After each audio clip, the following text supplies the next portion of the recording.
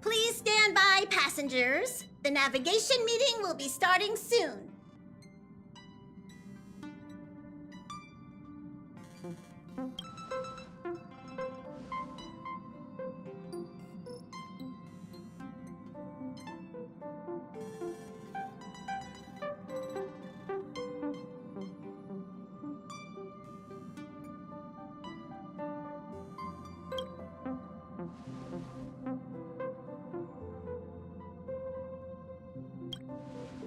He isn't joining us for the navigation meeting. He went to the party card arrest. Don't worry about him. An unexpected destination could be a great starting point for Sunday.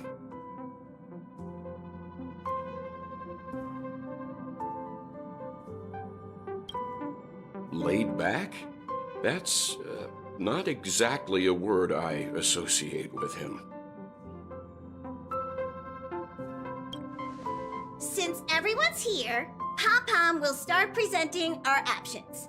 First up is the oceanic planet of Lushaka.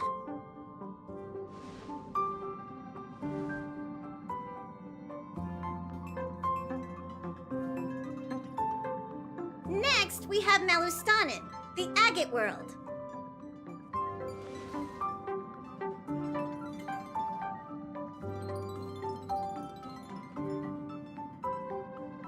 Given the Express's fuel situation, it's worth us thinking through our options carefully. And finally, the most adventurous option, the eternal land, Amphorius. Planet not recorded in the databank, and a world even Achivilia's never set foot on. But if this trailblazing expedition works out, it could solve our fuel problem.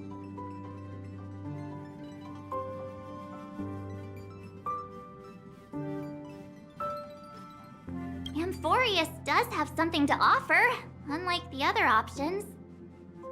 Plus, it's a completely unknown world. What better place to trailblaze? I feel the same. While we know nothing about Amphorius, we know the other two worlds aren't exactly safe options. Anyway, if it's a risk we're taking, we might as well throw in some adventure for good measure.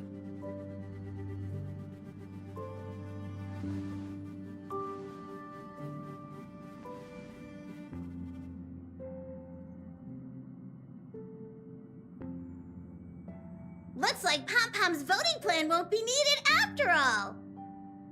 It's official then. Our next stop is Amphorius! Great! I'm looking forward to the conductor's jump announcement. I'll be in my room freeing up some memory on my camera. I'm going to have to snap tons of pretty pictures this time.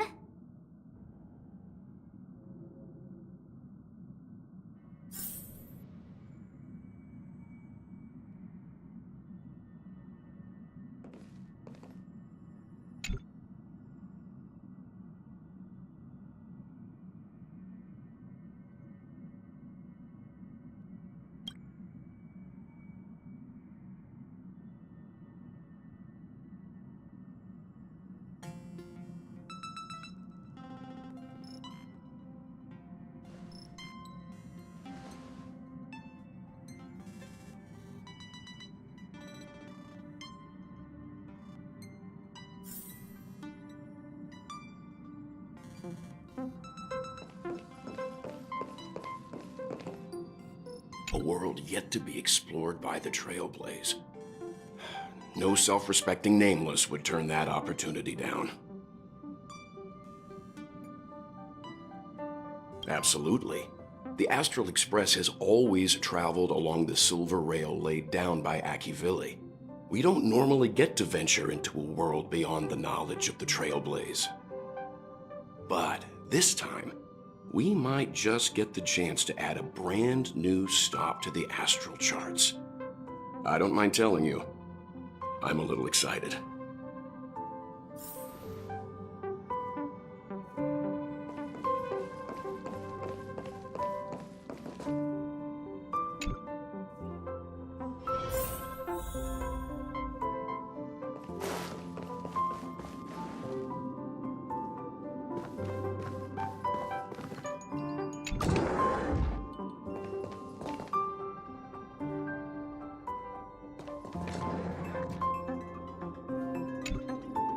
Oh, hey, great timing!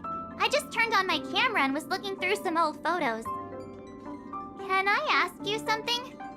What's your favorite part of a journey? From start to finish?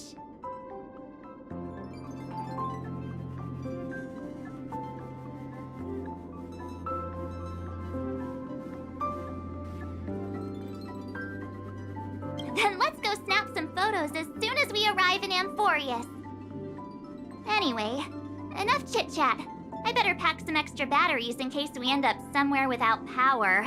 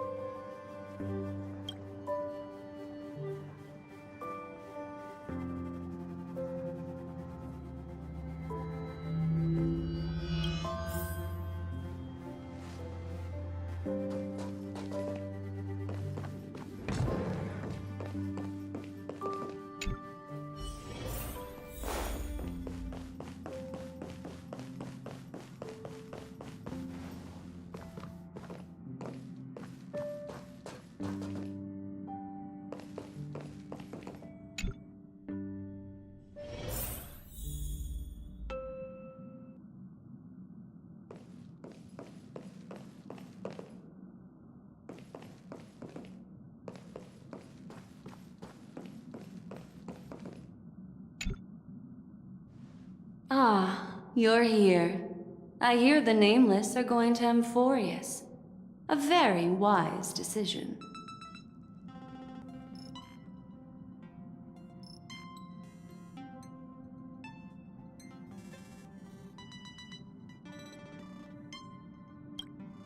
Truth be told, it's more of a personal request.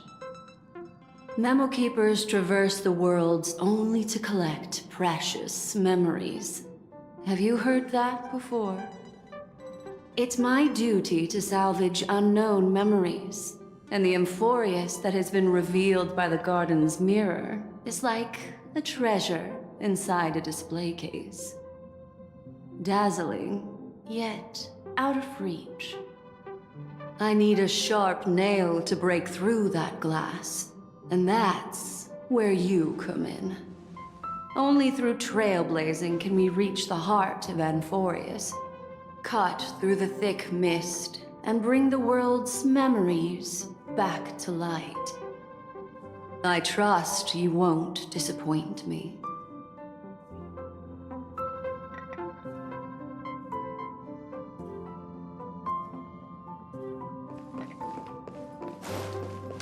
According to the ancient traditions of the Nameless... Looks like you've decided on your next stop.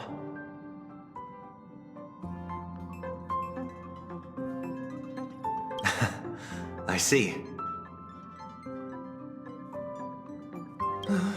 Those who embark on a long journey simply need to set off.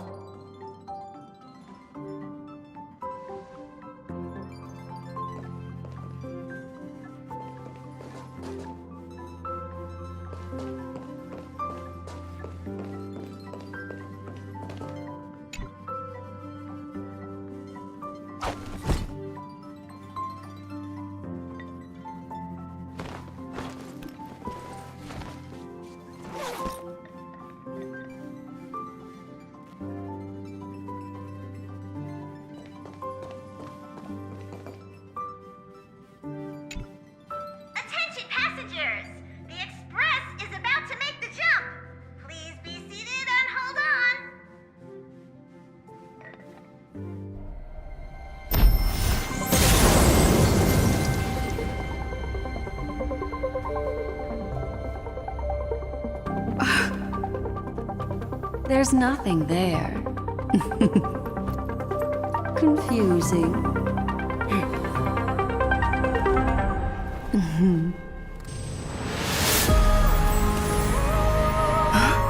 The answer lies hidden in the starry sky. Here it is, the isolated world that can only be seen through the garden's mirror. The eternal land, Amphorius.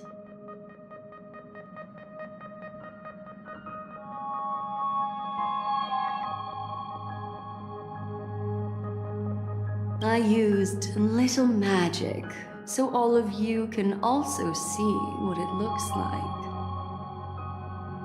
As you can see, Amphorius is surrounded by a mass of chaotic matter that conceals it from the outside world. Nearly. Conventional interstellar travel can't detect its presence, let alone pass by or land on the planet. Yet the garden caught a glimpse of this place, and along with it, discovered ever-shifting traces.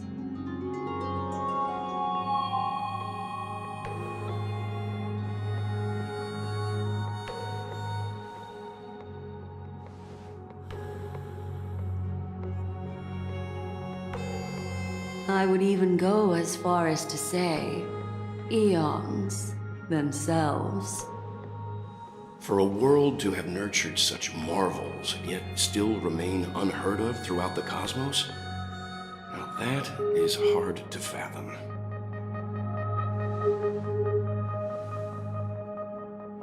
I can reveal the second. In fact, you've all seen it just now. It's the remembrance. I see. Then it makes sense that a messenger of the garden would be capable of unveiling Amphorius for us. What about the final path? Unfortunately, fate is keeping the third path a mystery. I don't know what it is either. Hidden beneath the brilliance of erudition and remembrance, yet possessing enough power to rival the other two paths. It could be the equilibrium, the enigmata, or perhaps the permanence. I have no clue at all. This white ribbon of light encircling Amphorius might very well be a product of the three interwoven paths. Only when path striders of the Trailblaze enter the center of the vortex will its true nature be revealed.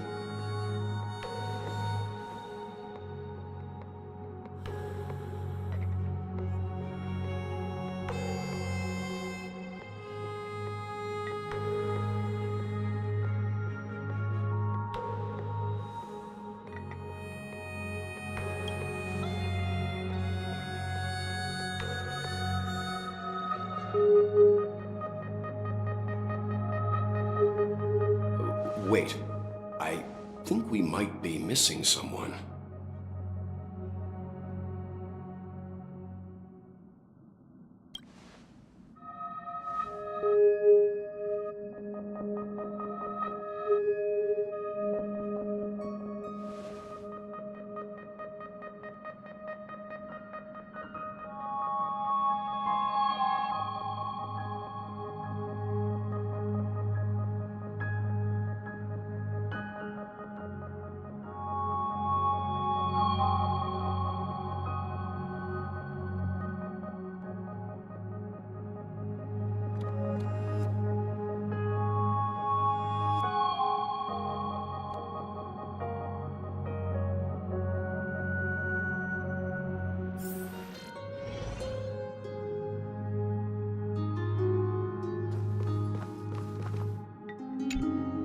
Something feels off. Please, all of you go ahead without me. I'll join you later.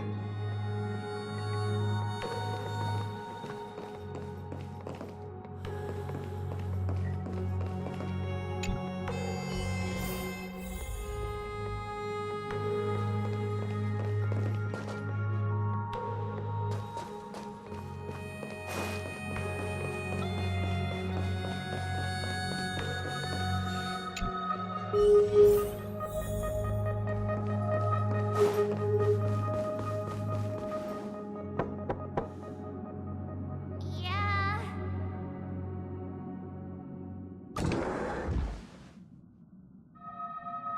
Sorry, guys. I don't know what's wrong.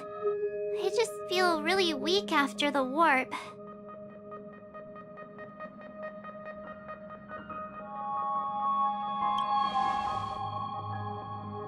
I doubt it. Pretty girls aren't supposed to get sick.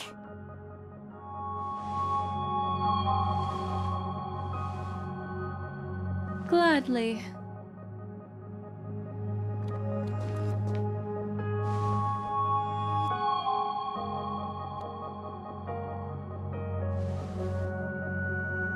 I'm seeing March 7th hit by a sudden bout of weakness in her memories, as if something was weighing on her. The onset of it far too quick to be any kind of sickness. Perhaps it's the effect of some external stimulus? Oh, why is everyone here? I should have cleaned my room. I invited Sunday to help with the diagnosis. He grew up in a star system rich in memoria. When it comes to mental healing, he's quite the specialist.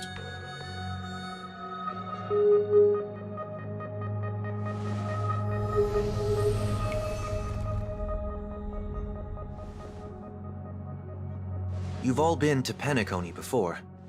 I presume you are aware of how some might find themselves in a synesthesia dreamscape after warping to Asdana. I'm guessing this is something similar. Miss March appears to be affected by a certain external stimulus. Perhaps a path, an eon, or even Amphorius itself. I agree. That's likely the case. Why is she the only one affected? There's no way to tell at this point. It could just be a matter of time before everyone feels unwell. Before we identify the cause, my suggestion is for Miss March to avoid venturing anywhere near Amphorius. It's okay, Himeko. I'll be good on my own. Go ahead, guys. I'll catch up once I feel better. Here. Take my camera along. I was planning to take photos when we got there, but looks like you'll have to help me with that now.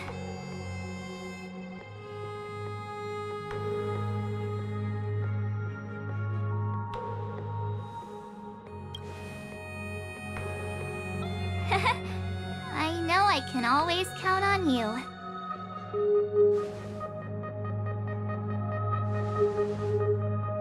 Yeah, you guys go on ahead. Don't worry about me. I'll be back to being my hyperactive and adorable self by the next time you see me. Now, don't forget about those photos, okay? I'll be checking the camera.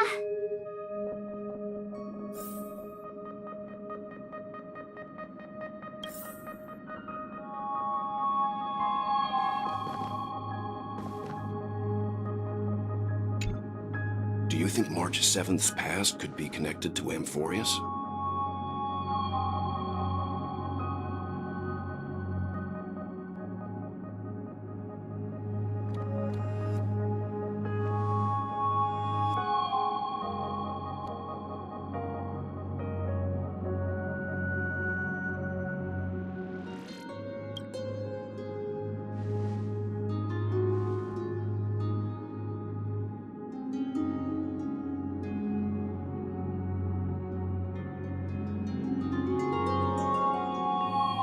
So we're staying behind to take care of the grown-up stuff.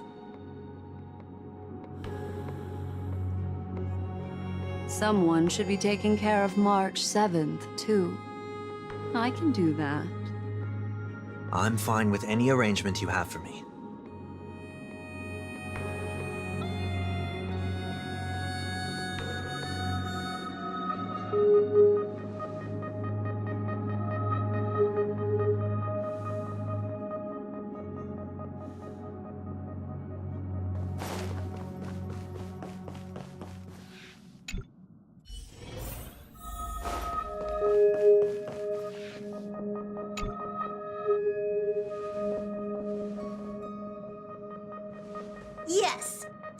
how this is going to be a perilous expedition, Pom-Pom and the Navigator have come together to prepare a special trailblazing gift for you.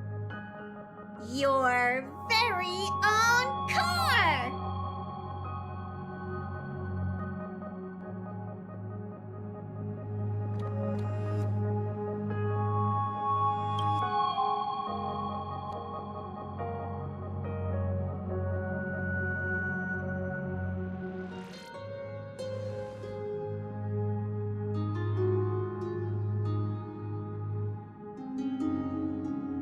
The car you're getting has its own thrusters, so just buckle up, and it'll take you into Amphorius and land you somewhere safe.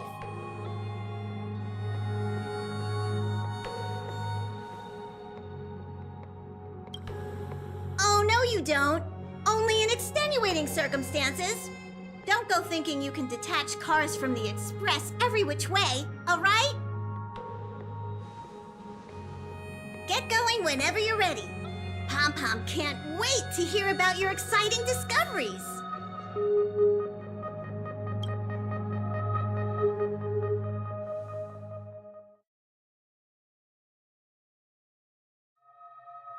Car ready for detachment. 3, 2, 1.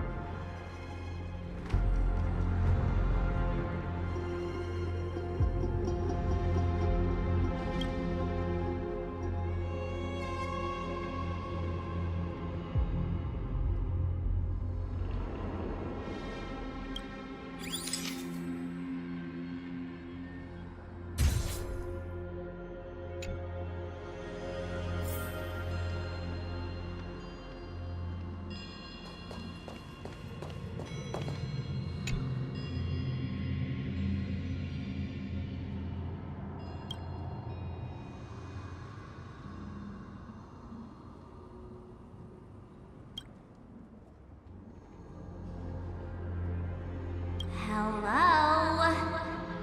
Snap out of it and click the shutter already.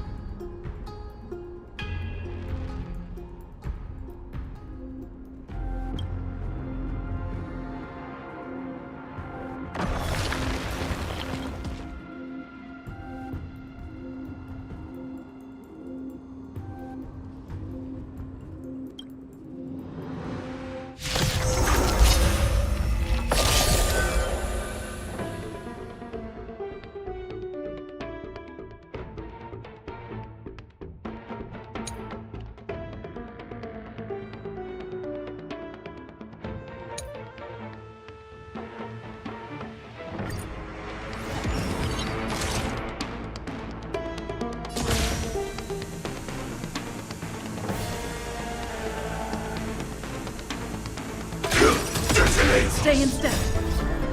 Until everything burns to ashes! Dreams do come true. The mood is set. Just let the show begin.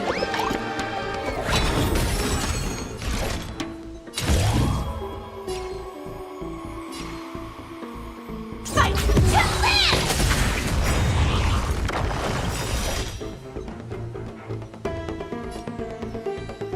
Set the seas ablaze! Every petal in life's garden, all will be swept away by the wind. Allow me to purge the root of the problem. Time to cleanse the filth. Some value, I suppose.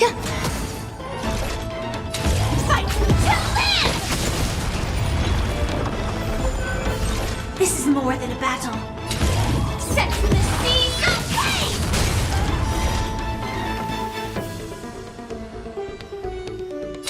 Fight to live! Take your positions. Let's improvise. Enjoying yourself? Be of your body and mind. Firefly Type 4 in position. Set the seas ablaze! Grace and elegance.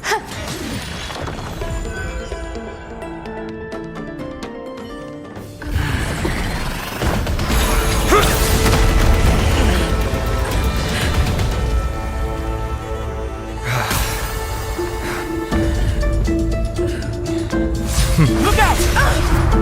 You've got something interesting.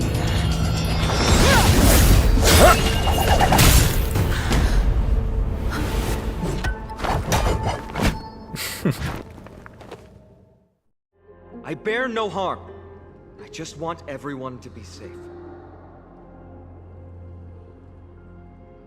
Roaming around a place like the Abyss with weapons in tow is a show of provocation. Those soldiers are minions of the Strife Titan. They're not known to stop until all invaders fall under their feet. If you continue brandishing your weapons, you won't only be putting yourselves in the crossfire. Their looming blades will come down on the heads of the innocent.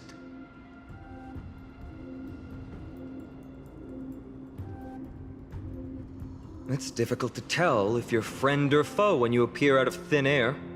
Even without your weapons, a great power still lurks within you. I could be putting myself in harm's way for all I know. I'd be unwise not to take precautions. So, care to share the reason for dropping in on us? Visitors from above? Fine on. Look what you did again! Taking off only to get yourself into trouble? You even ruined his weapon! I've really gone and done it. This is no way to be treating strangers! I was just trying to fix our problem in the safest way possible. How is this safe? Hello, friendly strangers! our jets. We're all humans here. No need for things to get so heated. Snowy's just worried you're baddies from above, but we know you two are nothing of the sort. Oh, right, you don't know us yet. We are Treeby from Yanisopolis, and this is Snowy. Hurry up and apologize to them. All right, if you say so, Treeby. I apologize for my earlier behavior. I was overly wary because both of you landed in this tumultuous region. It put me on high alert.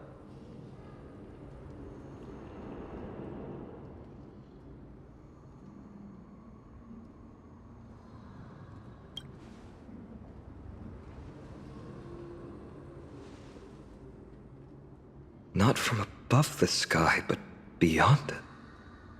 Wow, that's something else altogether. You're lucky you met us then. She means you're lucky because we won't hurt you, but the same can't be said for others. Let's talk somewhere else.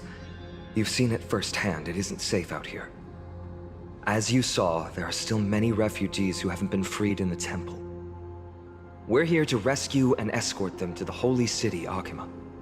They're the reason I had to be absolutely sure you were not here with ill intent, and why I wanted you to put away your weapons. If something were to occur, they would have no way of protecting themselves. I'm Finam, from Ides Elysiae. Sorry if I offended you just now.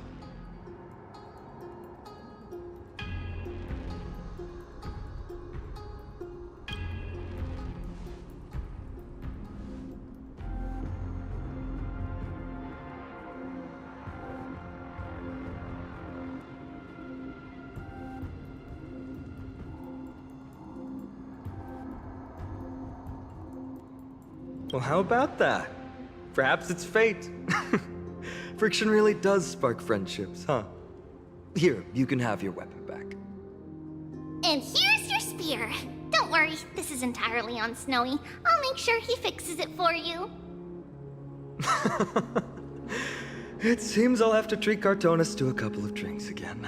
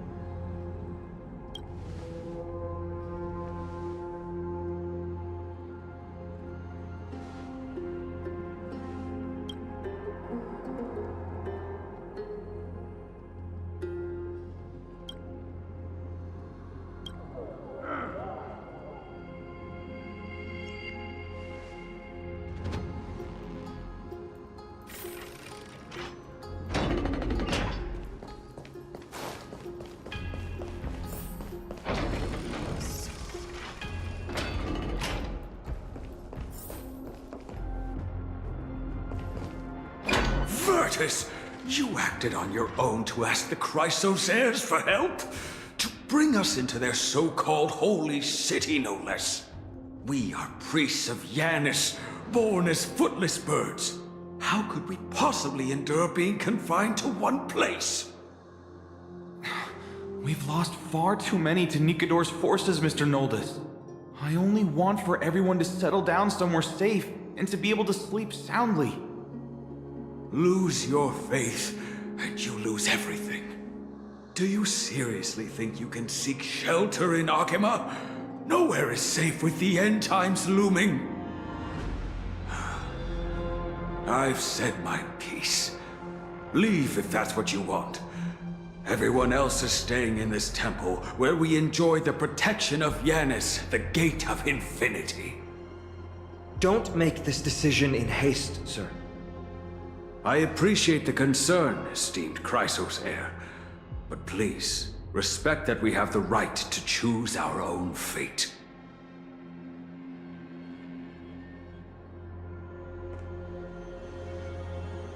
I'm sorry you had to see that, esteemed Chrysos heir.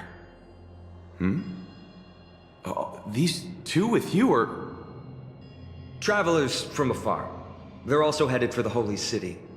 If memory serves me right, you are... Virtus? Please, you may call me Phina. What was that just now? It's an honor you remember me, Phynon. We are priests from Yanisopolis. Armies of the Strife Titan destroyed our home, forcing us to flee across many lands until we arrived here. A few days ago, I watched another companion fall to those monsters, and I was shattered. I offered a prayer to Akima, thinking the answer would take time, at least enough for me to convince Mr. Noldus. I didn't expect your arrival to be so swift.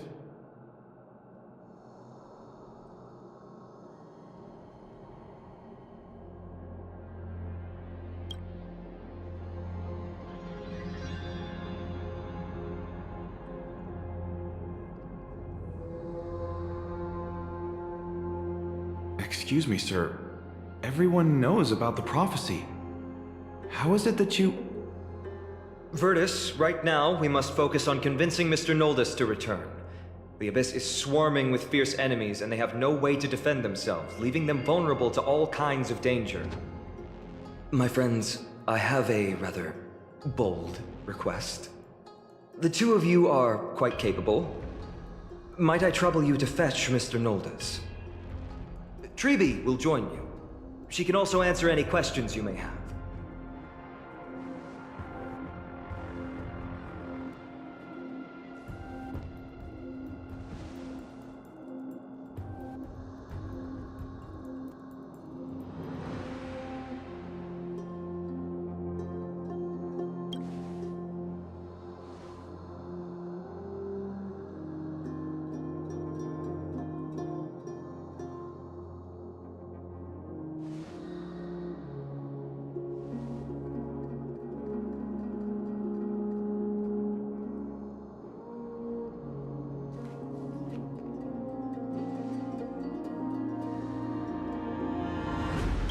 You two are truly honorable. I'll stay behind to guard Virtus and the rest. Go quickly and come back safe.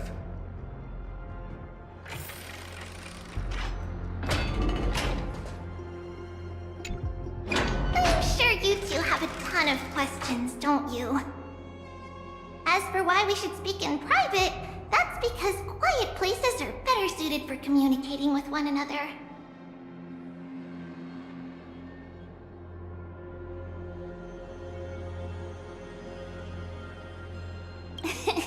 Judging by your reactions, you aren't lying about being newly arrived travelers. In that case, don't blink or you'll miss the next part. Also, Snowy wouldn't dare make plans for us. It's more like the other way around. Alright, silence please! We are about to summon a miracle. We, thy humble descendants, doth surmount the myriad of passages of Yanis to stand before thee and receive the scales of judgment. O selfless arbiter Talantin, declare us innocent in the name of the law. Weigh the fruits of the present in exchange for the sweetness of the past. We summon thee, Orynyx, to lift thy curtain of memory. Once again, stir the ripples of past reverie.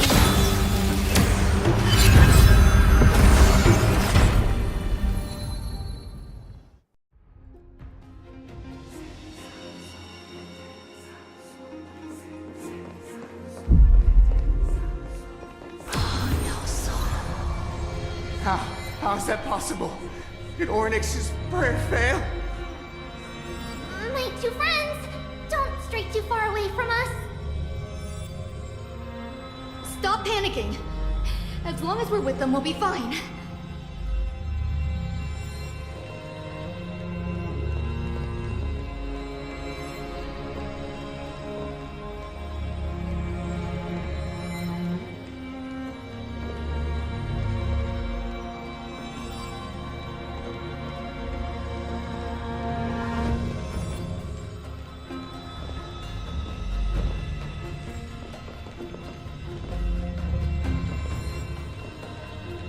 Amazing, isn't it? Now that we're here, we can speak in peace. Huh?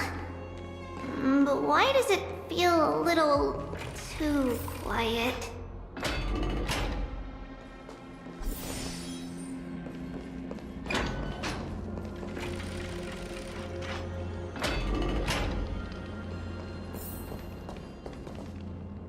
Just what I was afraid of. So much for a peaceful chat. The history lesson will have to wait, my friends. We must help Mr. Noldis.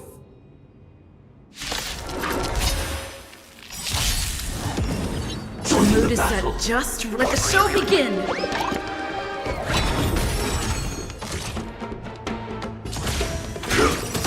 Stay in step. You both have impressive fighting skills.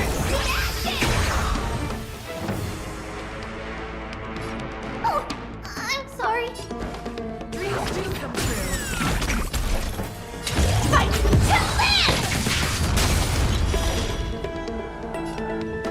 Set the seas ablaze!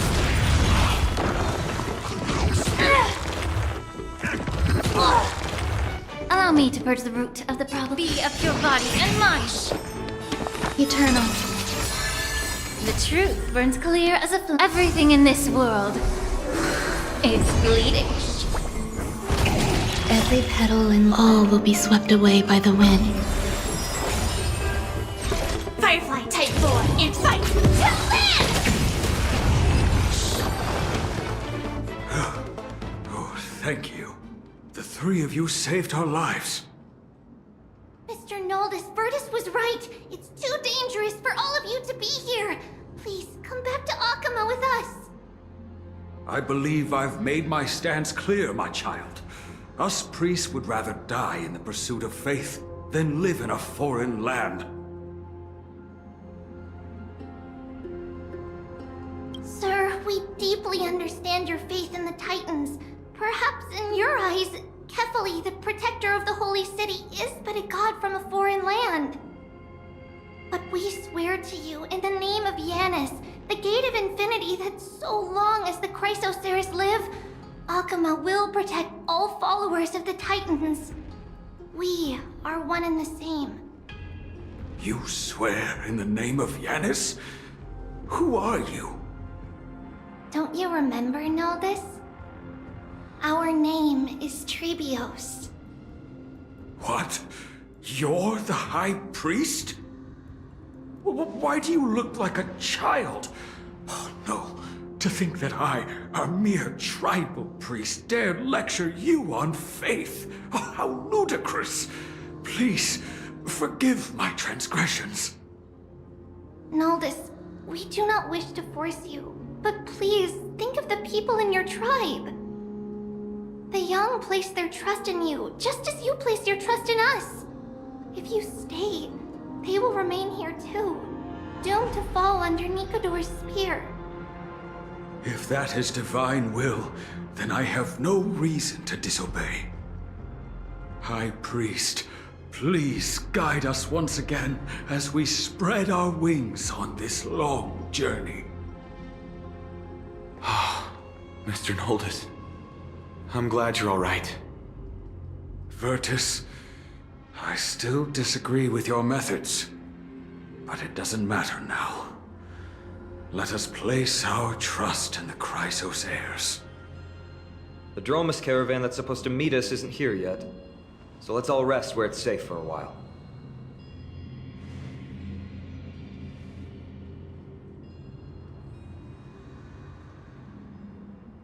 Of course.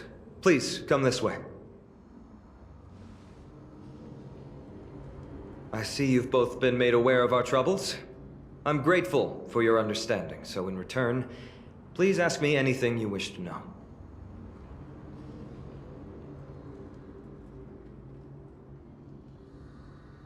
The prophetic deliverers, with golden blood coursing through their veins. The ancient gods of Amphorius.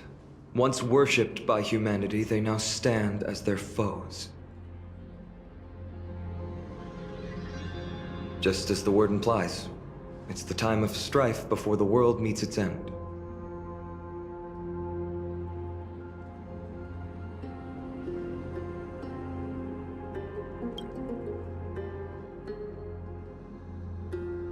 To be precise, it's the whole world that's coming to an end.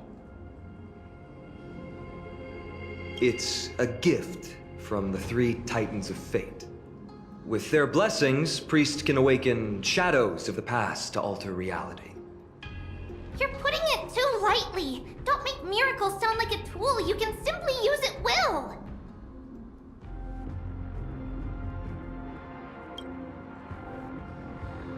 I'm sorry. I guess I'm not good at telling stories. Yet a tedious and overly long explanation isn't ideal either. Let me think. Oh, right! Virtus and the others are priests from Yanisopolis. They should be adept at playing the lyre. How about playing a song for our two friends? There's a ballad that's been passed down in Amphorius since ancient times.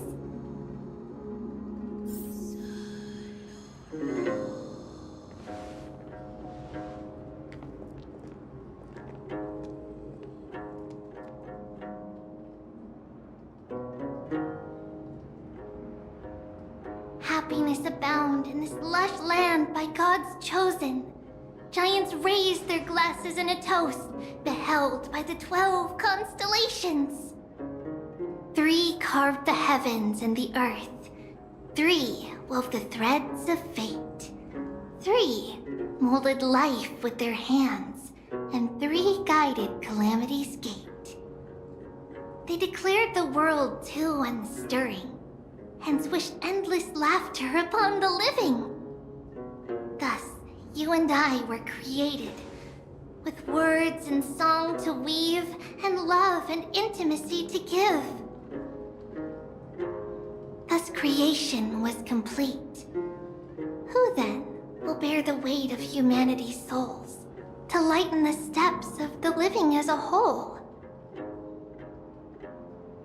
O great Kephali, all-knowing Father of stature so tall, yet low does their gaze willingly fall. With light of dawn heavy upon their shoulders, golden ichor spills unto the land, forming the boiling river that flows through the legacies of heroes who take their stand.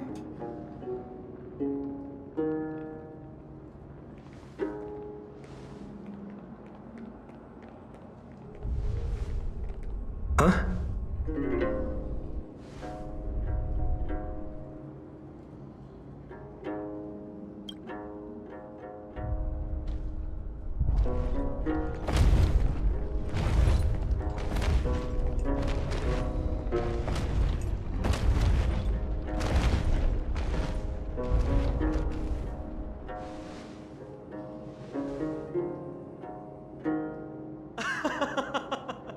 Don't worry, that's just our rescue. Time to get up, everyone!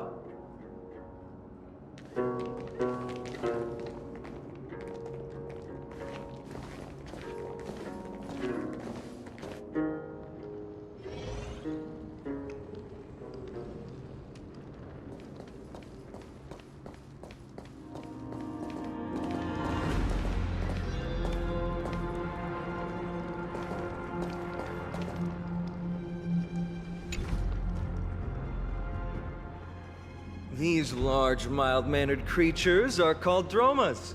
They're humanity's most loyal companions. We'll be relying on them to get us through the rugged mountain roads on the way to the Holy City. Dromas are very docile. Even first-time riders can steer them easily. Here, give it a try. Remember to hold the reins tight.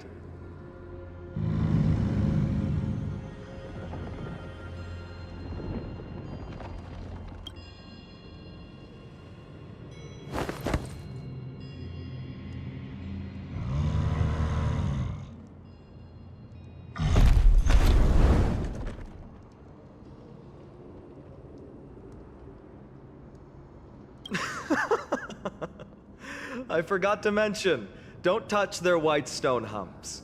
When the Earth Titan blessed these creatures, it said they also stuffed their ill tempers into these humps.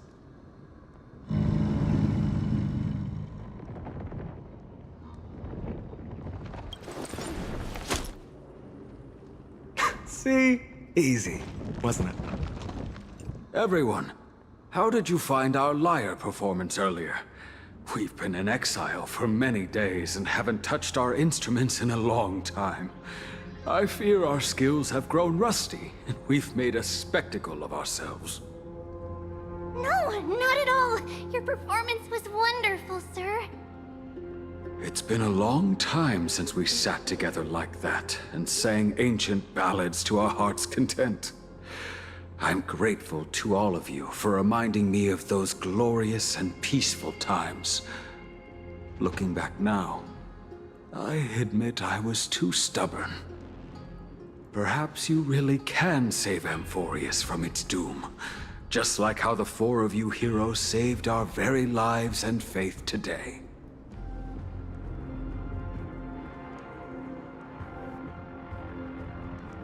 Suffering's bad for your health, and it won't help your faith much either.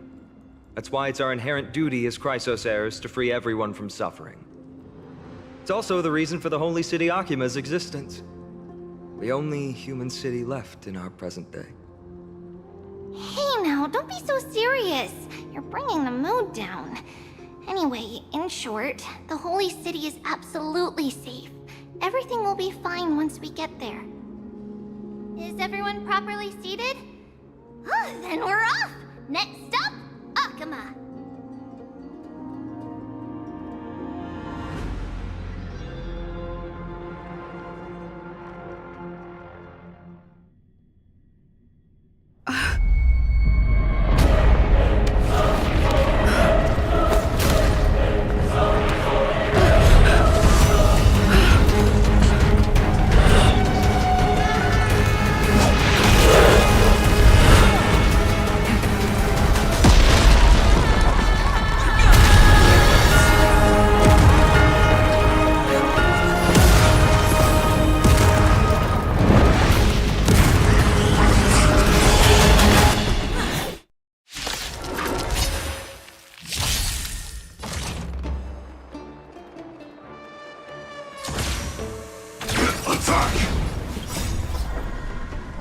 Until everything burns to ashes!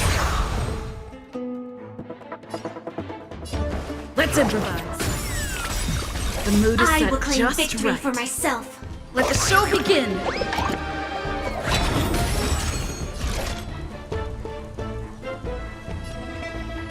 Fight to live! Set the seas ablaze! Still the same old. Be of your body and mind. There's more to life.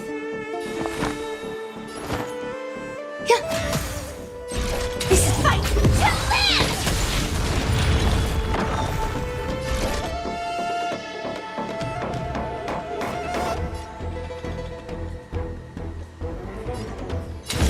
Set the seas ablaze!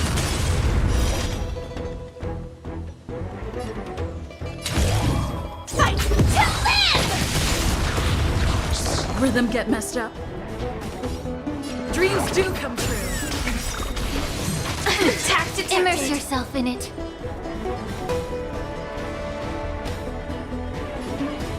Yeah. Firefly Type 4 in position. Set the seas ablaze! Existence is unity.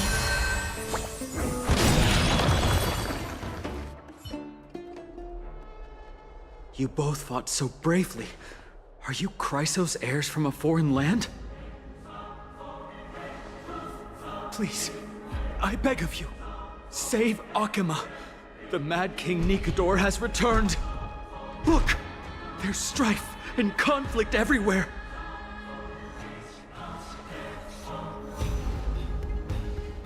Thank you. Your comrades are fighting inside the city. Fate will guide you to them.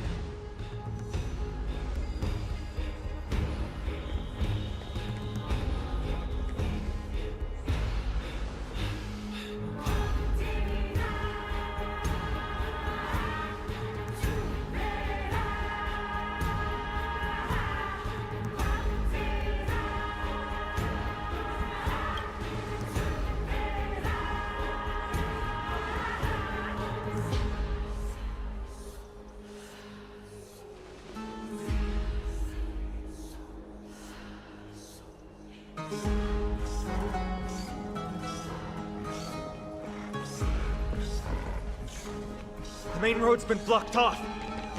Treeby? Don't panic. Leave this to us. I summon the Oryx!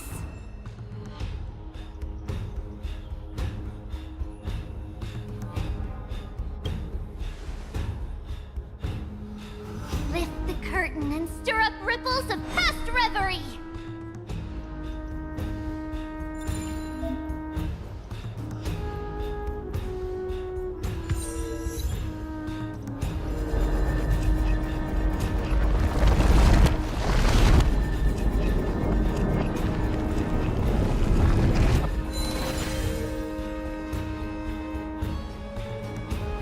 It's you two.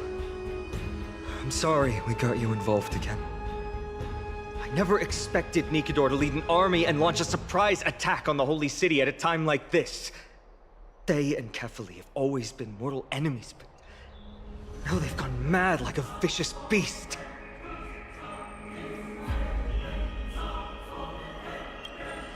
You have my gratitude. Thankfully, Akima is not completely unprepared. The prophecy had warned us about this. This is a catastrophe, but it's not the end. Mr. Noldus and the others have gone to seek shelter. Leave the rest to us. You should evacuate along with the citizens.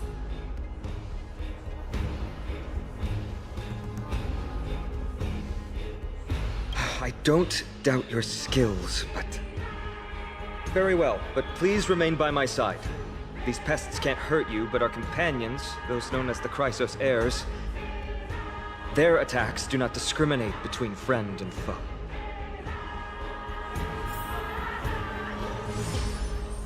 Oh, Kefali, throne of worlds, please end your long silence and grant humanity protection.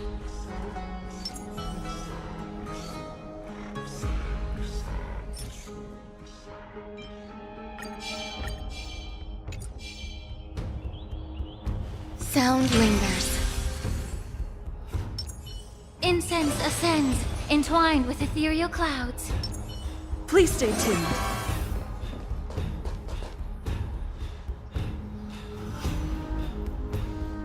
No. It's very safe here. The prophecy has already revealed that the light of Kefali will shine upon all. Watch. No one will die. The heroes will protect the city. Leave them be. Just as Mr. Noldus reveres Yanis, faith is all some people have left in a world teetering on the brink of collapse. To honor their faith is the sacred duty of the Chrysos heirs. Minions of strife, you shall not harm these people! Eternal. The mood is set just right. Let the show begin! Every petal and all will be swept away by the wind.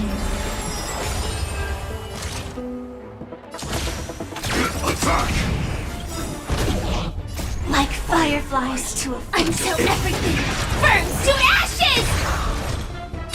Set to the seas aflame! Fight to live! Bodies everywhere. How could so many enemies have made it to the front gates? Where were the city guards? No, Eve!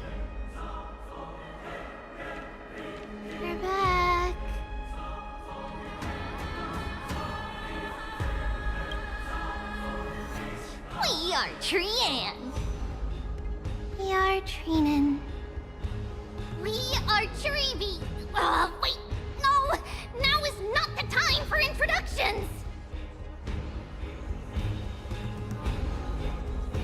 Snowy, D has been trading blows with the main forces for what feels like forever. From the skies to the city. Hurry up and assist him!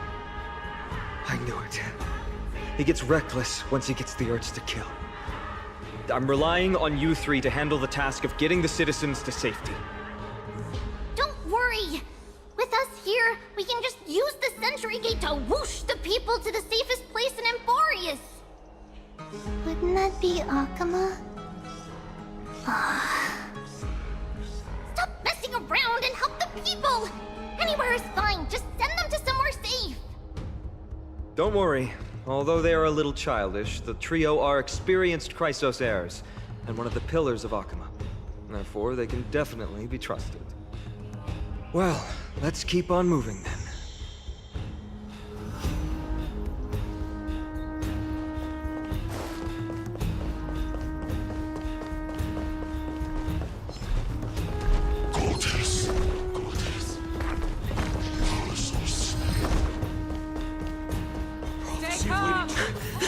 Lord Finan!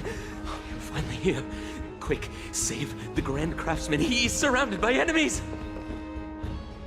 What? Cartonis! Hang in there!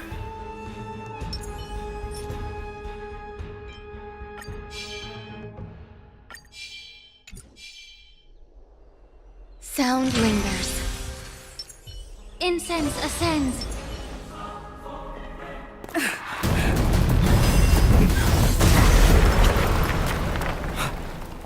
The rear is secured now. This is the result of your efforts? Quit messing around. You know who we're dealing with.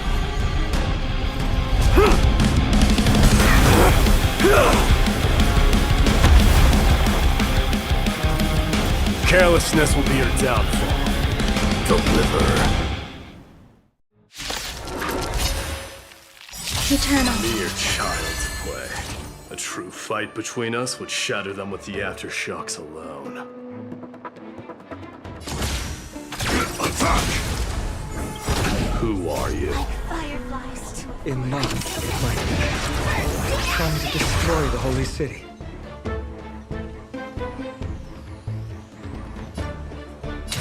Fight to live!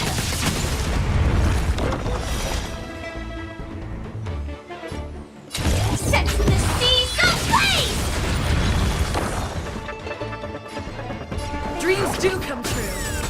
Immerse yourself in it. The mood is set. Let the show begin.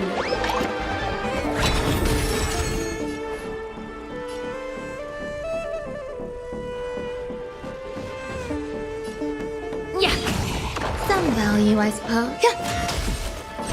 I will click.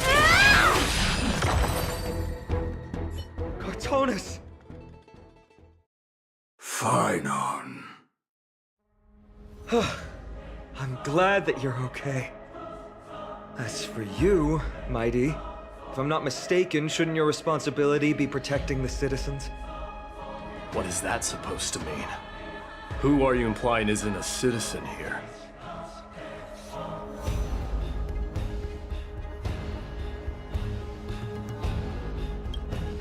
Don't evade the question. Aglaya told us to protect the citizens. Are you ignoring what she said? It is you who forgot the second half of her words. Her original words were, protect the citizens and eliminate the invaders. The crisis in the Holy City will be resolved once we've eliminated Nikador. Speaking of which, since you've never considered the pair over there to be citizens, they seem to fit the definition of invaders. The three priests of Yanis share the same appearance and mind, and their senses are also interlinked. The Akamans have long been aware of your presence and what you have been doing. You trust him that much? I suggest you think twice. Provoking your allies at such a critical juncture. Whose side are you on? From the moment we first met, I already told you that regardless of whether it's in the past or in the future, the people of Kremnos will never agree to make peace with the likes of you. As the successor of Kremnos, I, Mighty, am not able to act independently on such matters. Furthermore, things have escalated to a point where I must warn you, esteemed guests, that your host is anything but proficient in the ways of hospitality. Enough. The time for internal strife now is not. Still on the offense, the Mad King is, and must be stopped by the Chrysos heirs. I have not forgotten about what needs to be done. Stand down. I'm more than capable of taking care of what's ahead by myself. As for you, Nikador is in the Marmorial Palace. Glaya told me to stay out of it. So, go ahead. Deliver. I don't need you to tell me that. You. What's your name?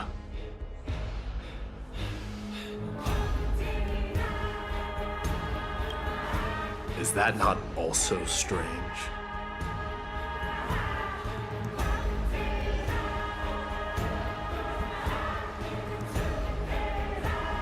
Well, that's the Chrysos heirs. Revered as heroes by the masses, but still imperfect mortals at their core.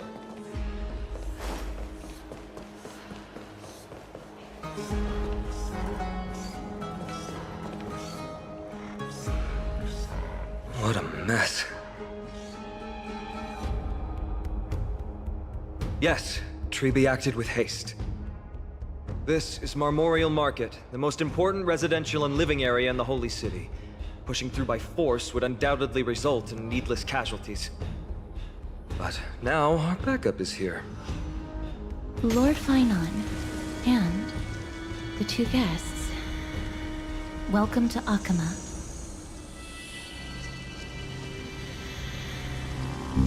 When I heard your footsteps, I thought death was already writing my final chapter before my heroic journey had even begun.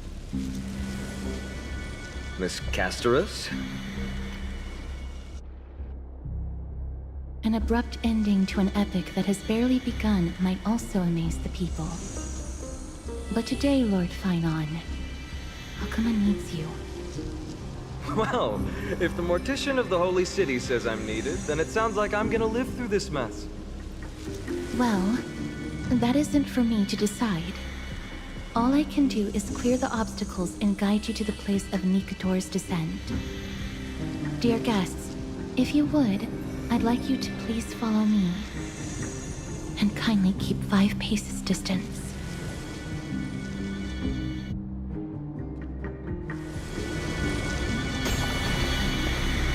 In the face of death, strife will also cause hesitation to arise. I am the shadow of death.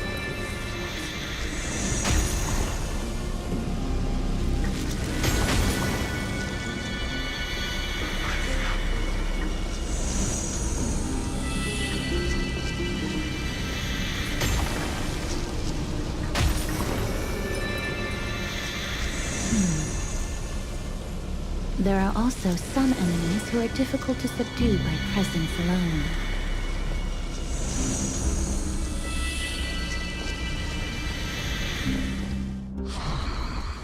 The scent of blood. Are you an attendant of the Hand of Shadow? No, I'm nobody's attendant. You can try to avoid and hide it. But you obviously came from the world of the dead. Akama, Chrysos heirs. What cowards! We live by loyalty and glory, while you live by weakness and deceit. I'm so glad that you're not my history teacher. How much can we trust the words of someone who has sunk so deep into madness? However, If you're standing here out of loyalty, then I shall draw my blade and grant you a warrior's end. Come to arms.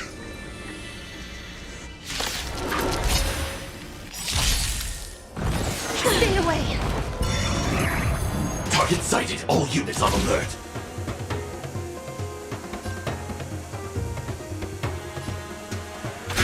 Detonate. Stay in step. Until everything burns to ashes! Let's improvise. This is more than a battle. Fight to live!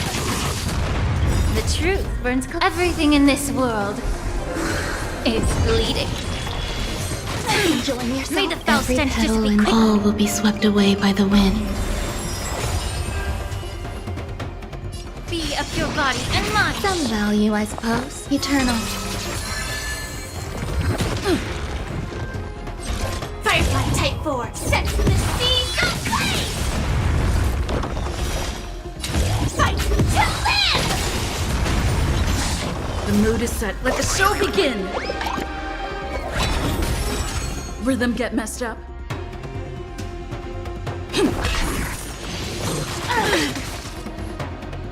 Time to cleanse the filth. Set to the sea, go blaze! As you wish. Lady Aglaya once said that your time is extremely valuable and shouldn't be wasted on unnecessary conflict. I have the power to lay them to rest. I was about to say the same. It's pointless to waste your strength on these pawns. Let's go. It's time to face strife. Once there, you must turn into birds and fly toward the final battlefield. Miss Castris, why aren't you joining us? I must stay here and ensure that these soldiers do not destroy the city. Although faith is more important to the vast majority, there are still quite a number of citizens who care more about their worldly possessions. I understand, but... There is no need for worry. The citizens have already been evacuated, and the only living things in the vicinity are the three of you. As Lady Aglaya instructed, no civilians will be affected by this. Do excuse my impropriety. Well then, I'll see you later, Miss Castris. Then... could you all quietly leave?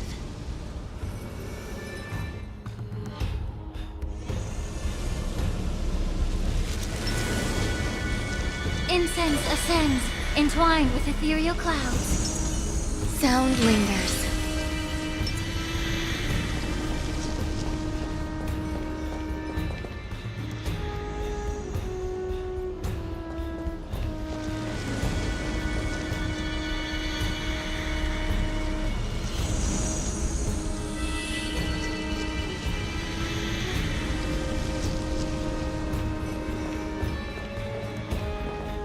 Memorial Palace, the Lance of Fury, Nikador. They're all there in the distance.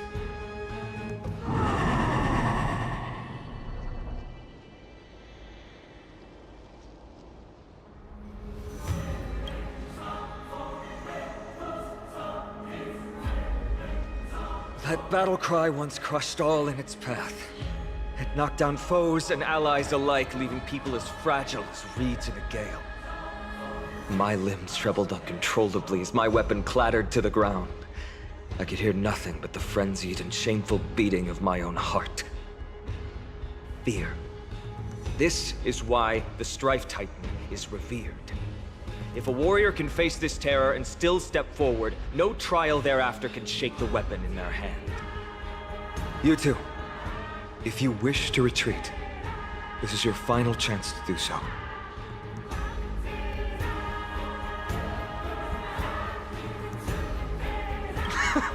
Looks like the both of you have indeed braved many dangers.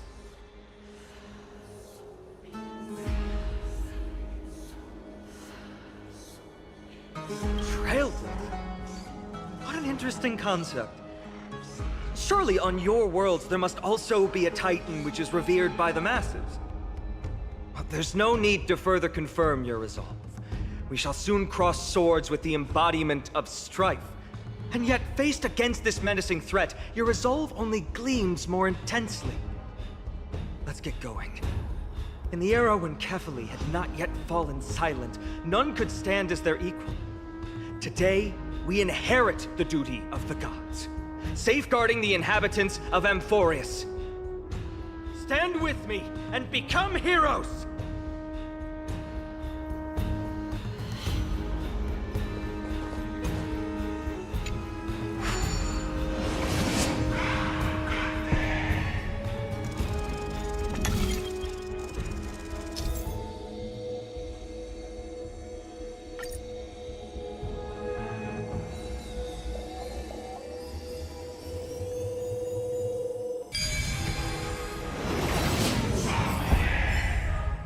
Deathly silence is the proud resonance of Nikador's war drums. Behind this watery veil awaits the arena of conflict.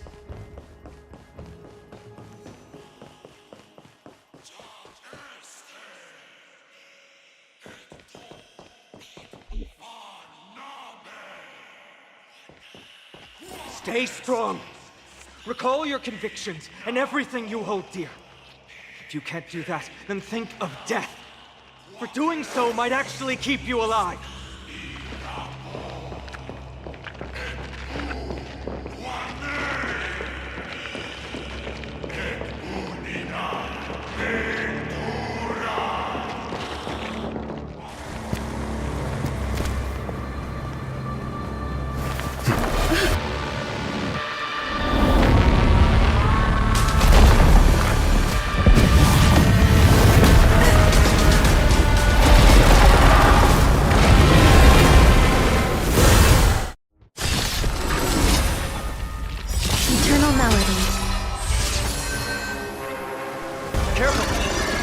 Different from what I remember. Weaker. So, more distorted? Detonate! Like fireflies until everything burns to ashes! Set to the sea, no flame! The truth burns everything in this world is bleeding. Dreams do come true. Be of your body and mind. There's more to life. Firefly Every type petal form and all will be swept away by the wind. Fight to land! Keep it together. Stay away. Stay in step.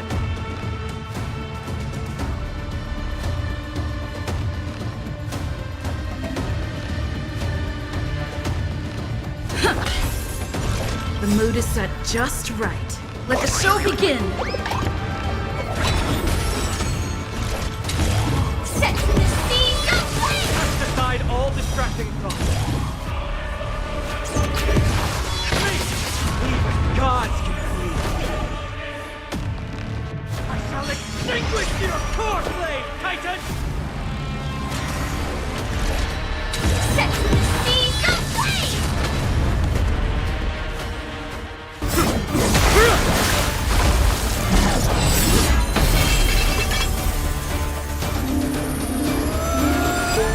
Move.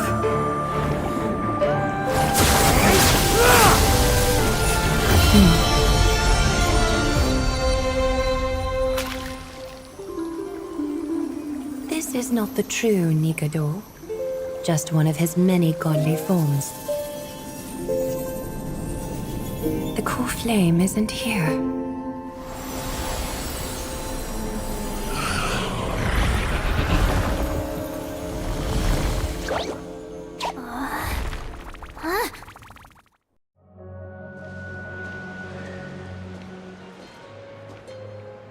New allies of Okima, welcome to Amphorius. While this welcome banquet is far from elegant, it has helped to remove any misgivings that we had. From this moment forth, you shall be treated as distinguished guests of the Holy City and of the Chrysos as...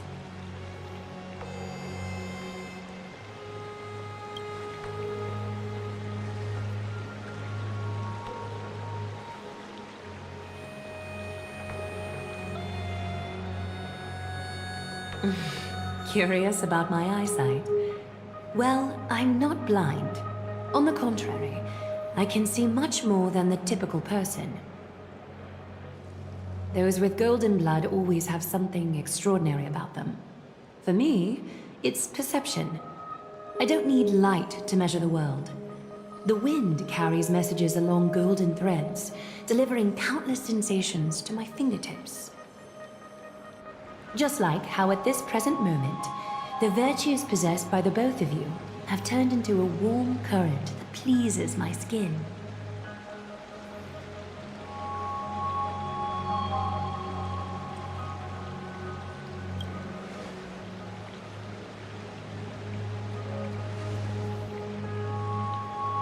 A manifestation of Nikador. Could it be that my trial has not arrived yet? By following the threads of fate, you have begun to write the opening chapter of your story. How do you feel? Well, truth be told, I don't feel any different. I anticipated a greater challenge.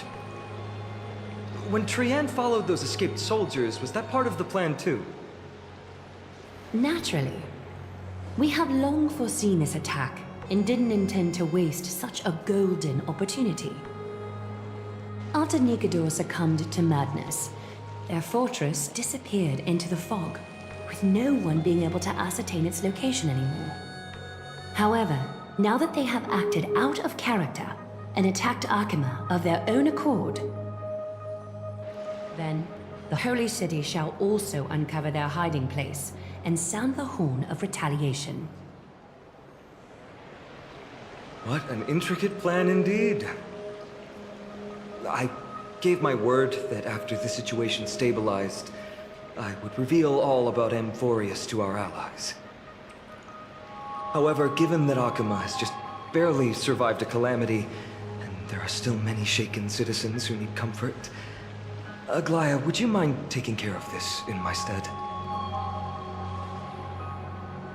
Distinguished guests, since you have spared no effort in aiding the Holy City, I will naturally take care of you as well. I've woven many unforeseen events into the tapestry of fate. This is but one instance. You two can find me at Marmorial Market after you've grown tired of listening to her tales. In any case, I owe you my hospitality.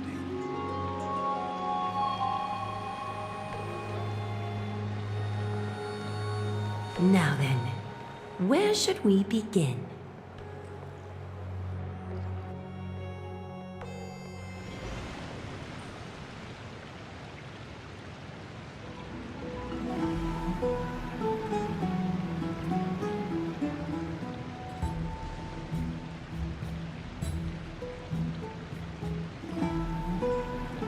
Beacon of the Trailblaze.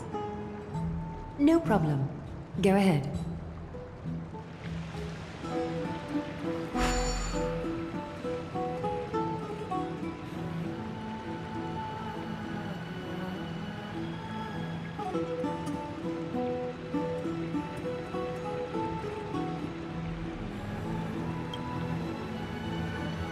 What an interesting way to mark the start of your journey. I grow more and more curious about your cause. But please, let me first properly extend my hospitality to you.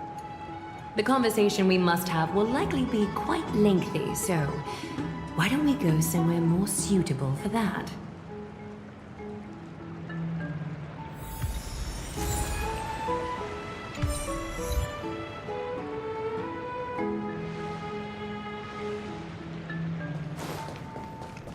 We're here at Marmorial Palace, Arkema's public baths. Normally, this place would be much livelier.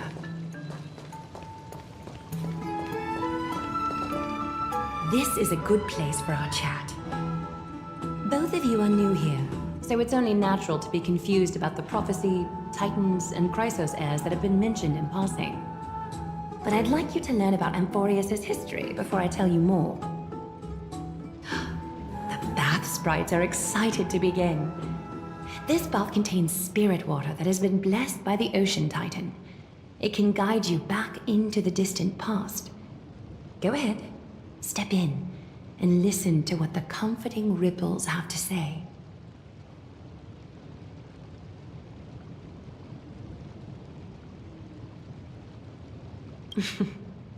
If it'll make you feel better, I can avert my gaze.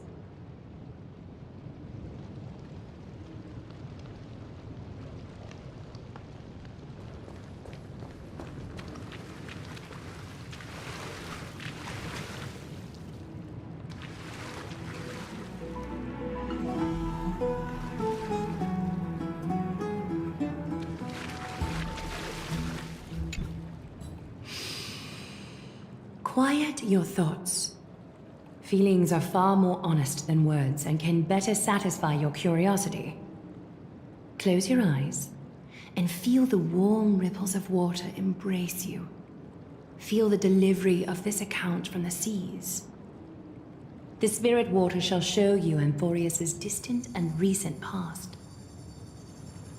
Before everything began, the world was in chaos. 3 gods conceived space, time, and laws, laying down the cornerstones of life for all beings. 3 more gods formed the skies, the earth, and the ocean, creating a nursery for the seedlings of life to mature.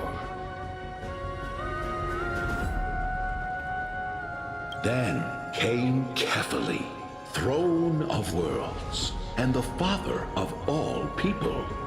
They walked the face of the earth, delighted by the creations of their fellow gods, though also lamenting at the bare solitude of the gods.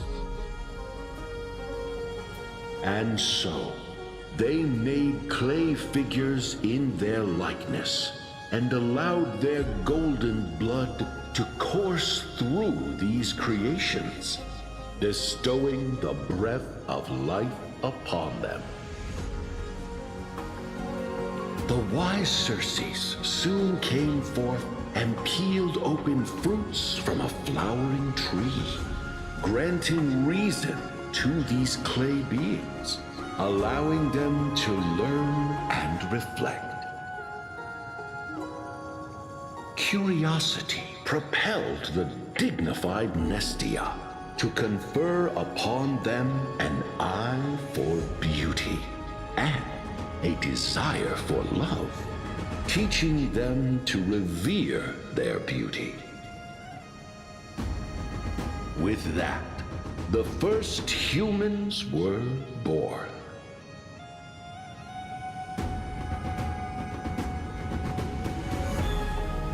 In this fleeting golden age, all forms of life thrived and civilizations sprouted one after the other. Disasters and suffering were unheard of in this world. Landforms did not erode with time, nor did humans age or die. Not until the 3 calamities fell upon the world: trickery, strife, and death. Their descent burst open the short period of prosperity, as though it were nothing more than a dewdrop. The black tide swallowed the world whole, inundating it in blood. Fear permeated every corner of the world like a plague, inebriating mankind far more easily than ambrosia would. mortals took up arms against one another, waging war in the name of the gods, marking the beginning of a tumultuous age. The wrath of the gods enveloped the earth and hid the firmament in shadows, ensnaring every living being. The divine war only led to one outcome: a shattered world on its death march toward destruction.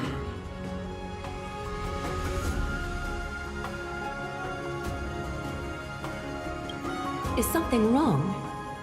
The sprite is only halfway through the story, but I seem to be detecting some distress and unease.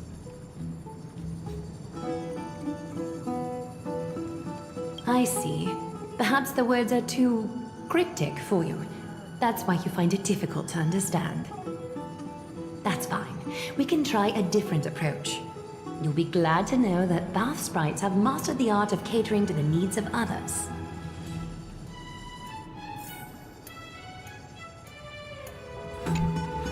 Take my suggestion, bath sprites. Please narrate the story in a style that this guest prefers. Okie doke, make yourself comfortable. Time for a history class on Amphorius.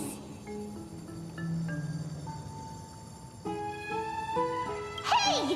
No butting in! Class is still ongoing! Where did I stop the last time? Oh, right. Amphorius started off as a ball of chaos. The three Fate Titans wrote laws to govern the world. Another three Foundation Titans created the Earth, Ocean, and Skies. And the different three Creation Titans designed and gave life to human beings, like you and me.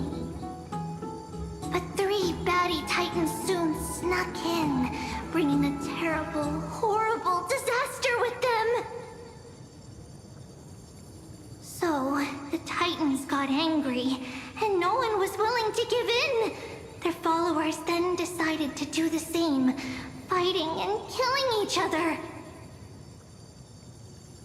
Everyone fought for a really, really long time, disturbing and hurting all people living in the world.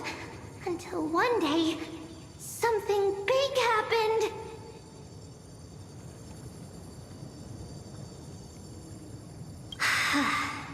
A prophecy appeared on Amphorius, something no one saw coming. The tripartite prophecy says there is only one way to stop this war. Assemble a band of heroes powerful enough to take on the 12 Titans and reignite their core flames. Only then will their divine wrath abate and peace return to the world. We know this band of heroes by a certain name. Any guesses? That's right! The Chrysos Heirs! So, here's the takeaway. Eat well and train well, so you can grow up into a powerful hero and do your part for Amphorius! Is something else wrong? Is that so? Looks like you're a bit hard to please. Trusting and perceptive at the same time.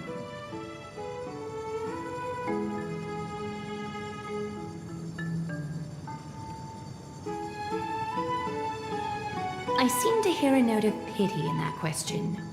Perhaps you find us to be weak and defenseless. I suppose the things that are common knowledge to us are just a garbled mess to you. If we want to straighten out the threads of this world, perhaps I should explain things to you myself. Rough patch. That's a mild way to put it. We can move on to the problem at hand, now that both of you have some understanding of Amphorius' history. Come with me.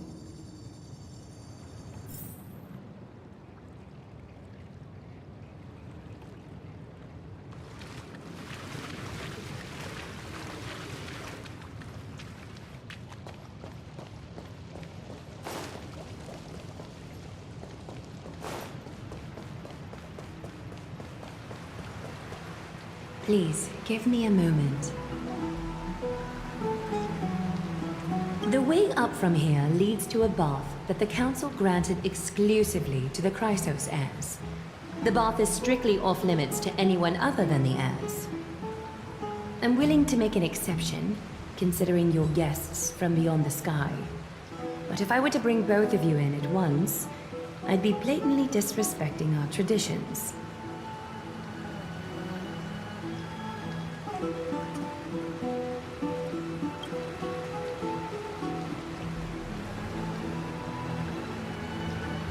You have a very considerate partner. Follow me then.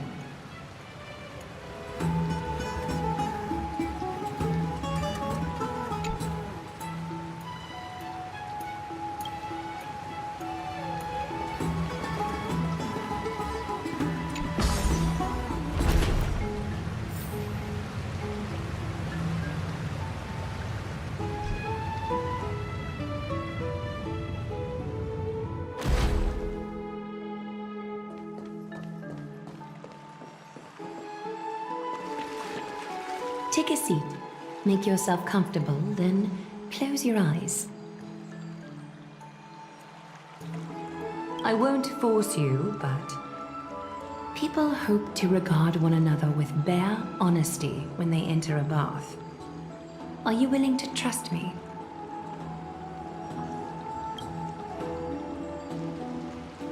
Thank you.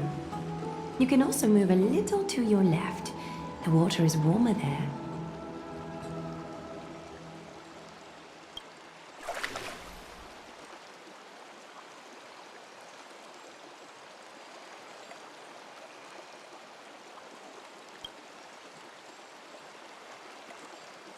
Now place your left hand onto the bench. Lift up your arm with your palm facing forward and part your fingers slightly. Yes, you're doing great. All right. It's about time I formally introduce myself. I am Aglaya the Gold Weaver, Dressmaster of Akima, and one of the Chrysos heirs of Amphorius. The trust placed in me is how I came to lead the Chrysos heirs in our mission today. My duty may be to weave lavish robes, but I most enjoy coming to these baths in my personal time. Garments are shields, after all, hiding both our bodies and what we truly think. This place, though, is where we can drop our cloaks of pretense. For the waters shall bring us closer together. You can open your eyes now. Look, we are joined together now.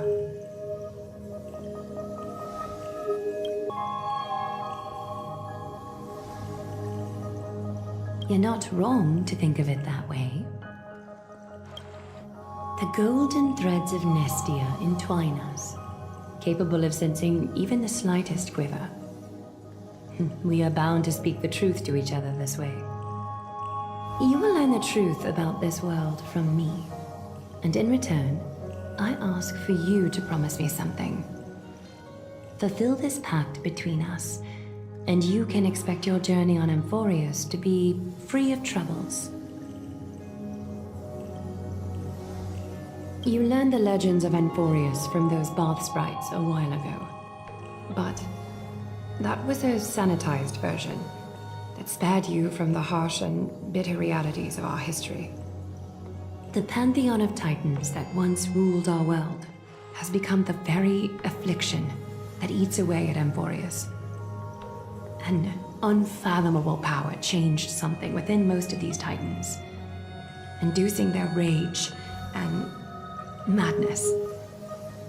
Amphorius has since fallen into eternal night, the black tide engulfing our world. Akima is now the only city to still receive light, and we owe it to Kefali's protection.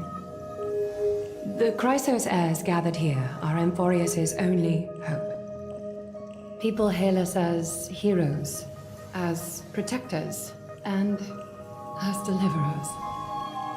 They are counting on us to vanquish the Titans, reclaim their core flames, topple them from their thrones, and take their authority for ourselves. It is only upon reclaiming all core flames that the miracle of Genesis can reveal itself, granting a new lease on life to this broken world. This is Amphorius's flame chase journey. A band of heroes dedicated to slaying the gods and reclaiming the 12 core flames for the world to start over anew. With the end times before us, we are expected to lead all of our people toward the summit. Akima needs as many allies as possible to aid us in the upcoming battles. The two of you may be just the reinforcements that the Chrysos heirs have been waiting for. If I'm putting my hopes in the wrong place, so be it. But for Amphorius, I am willing to take the chance. I have laid my heart bare, and in return, I just want you to make a single promise. Promise me to never tell the people of Akima about the worlds beyond the sky, no matter what may happen. Akima is approaching its end. I do not wish to give my people false hope, not when we've been badly scarred by it before. Can you promise me that?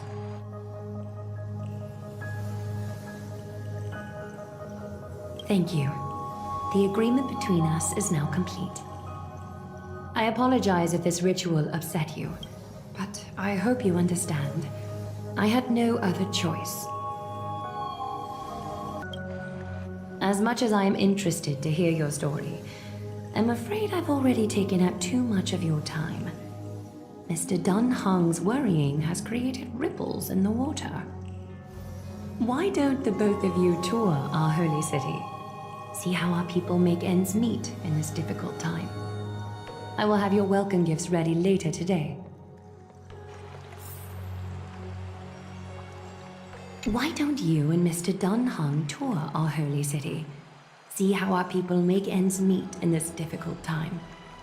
I will have your welcome gifts ready later today.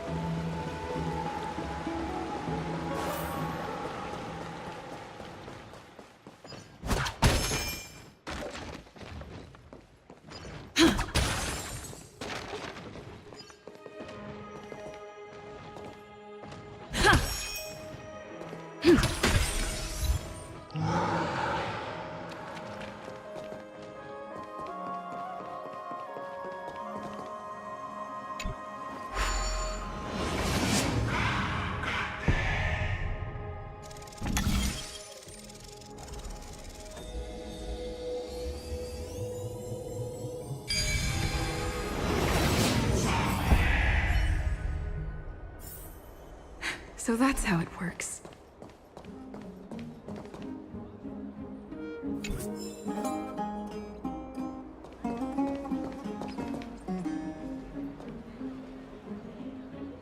You are... What strange clothing and accent you have. Oh, are you the warriors that followed Lord Finon back from the frontier?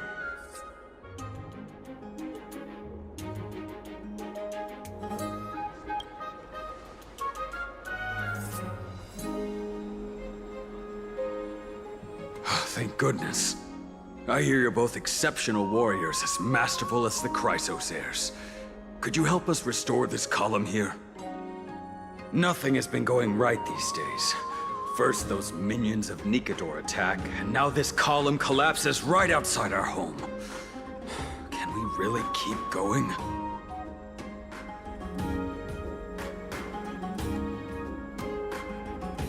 Not with human effort, of course, silly. High Priest Treeby.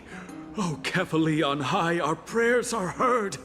We won't need to trouble you any further, kind warriors.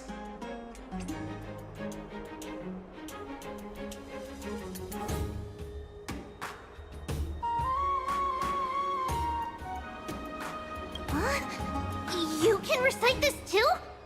Wait, did you also chant this when we arrived in Akama?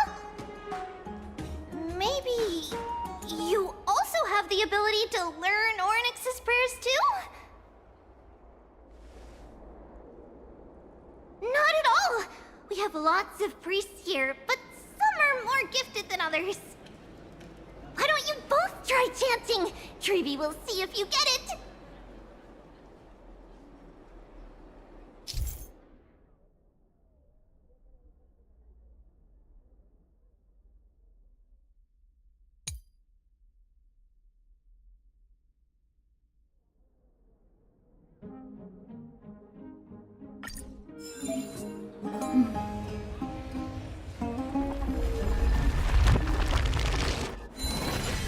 Whoa! You got it on the first try! You're a natural. A miracle. A miracle fresh from the oven. Go, bring word to the Bard. Frontier heroes grace Akama. Feats abound right here.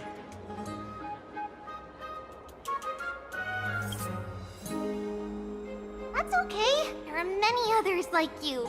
It just means you're meant to be a warrior. Oh, you met Aggie, right? How did your chat go? Alrighty, as long as things are going well. You know, we are pretty certain there's more to your sudden arrival to Akama. And Treeby has never seen a priest achieve resonance with Ornyx on their first try. But with this, you should be able to clear any obstacle when traveling around Amphorius. Most of the time at least. Oh, right! We came by to check if you have teleslates with you. It'll be a lot easier to get around Akama with them.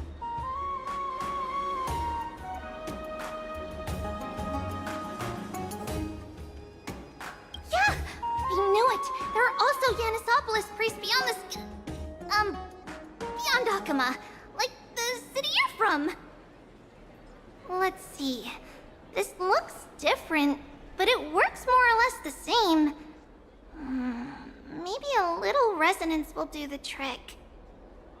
All set! Now we can contact one another with our teleslates. Only in Akama, though. Messages won't send once you're outside Aggie's web of golden threads. Did you think we were some backwater people who don't understand anything? You can also use any currency you have on you. Talantan scales will determine the value of all items, so there's no need to worry about being penniless in the Holy City.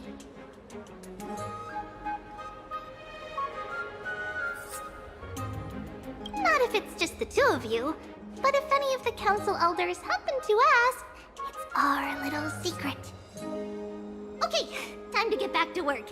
Have fun exploring the city. We'll see you two later.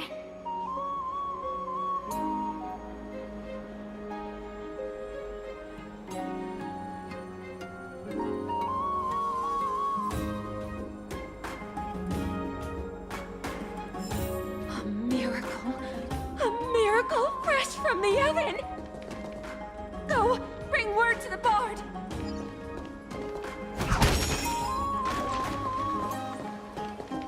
Does it really work?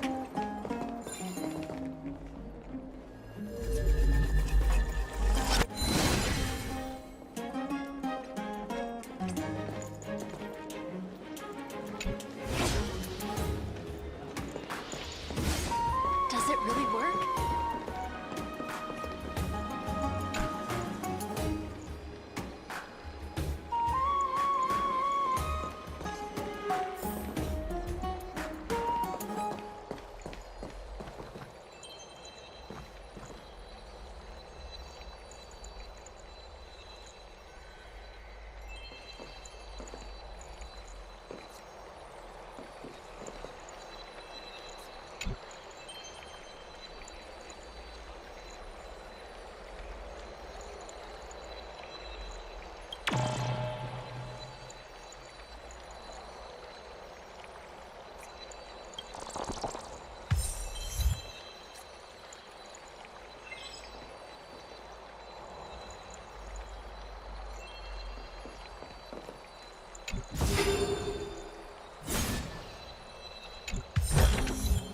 Is that all?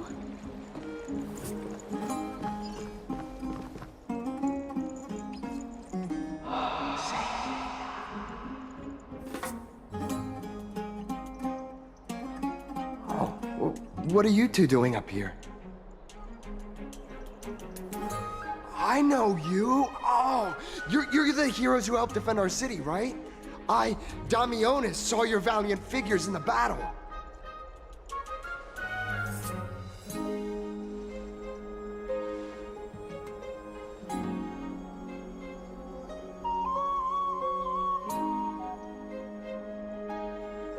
Oh! You mean to say take a photo, don't you?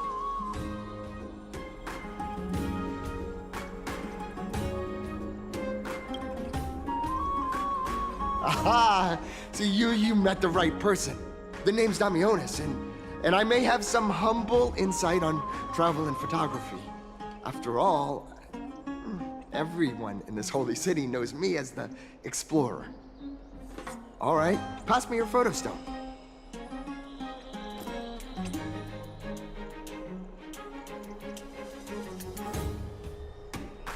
Oh, this is an entirely foreign make. But that's not gonna stop me. I'm guessing this here and that. Easy peasy, I know how to use this now. Huh. Oh, it's no biggie. Okay, strike your poses and look this way. And we're done. Here, have a look.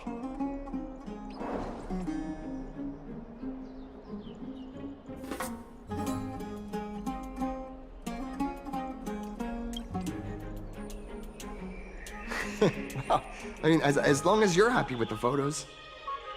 Say, I've been wanting to ask you guys something. I didn't think I'd actually get the chance, but you're not really from another city, are you?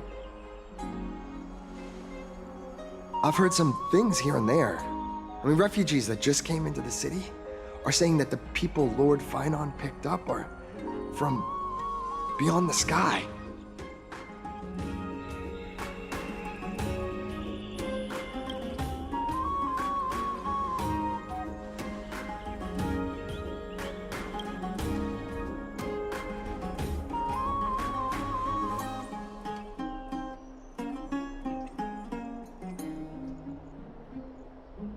Thalassopolis?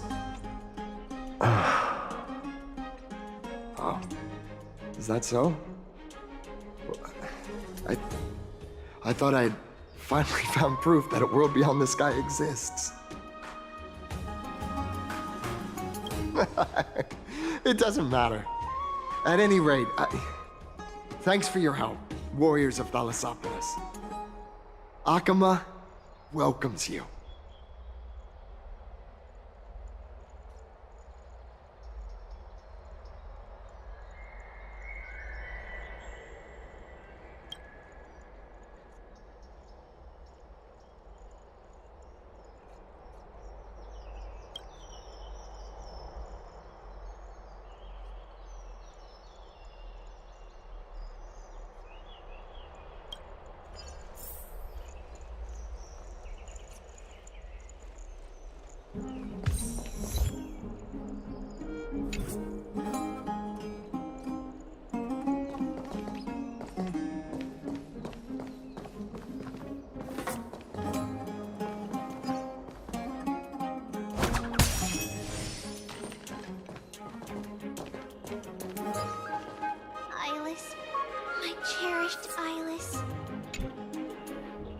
Nympha, my beloved Nympha.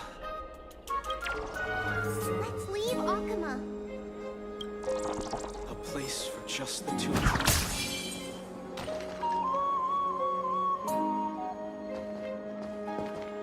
A place for just the two of us.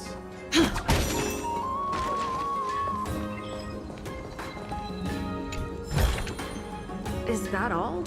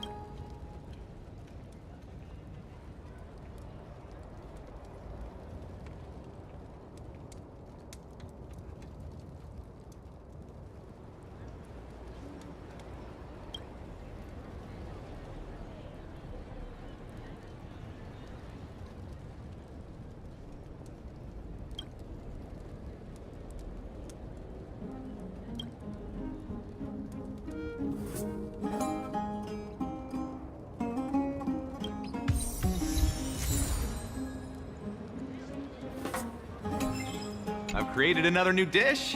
Any takers?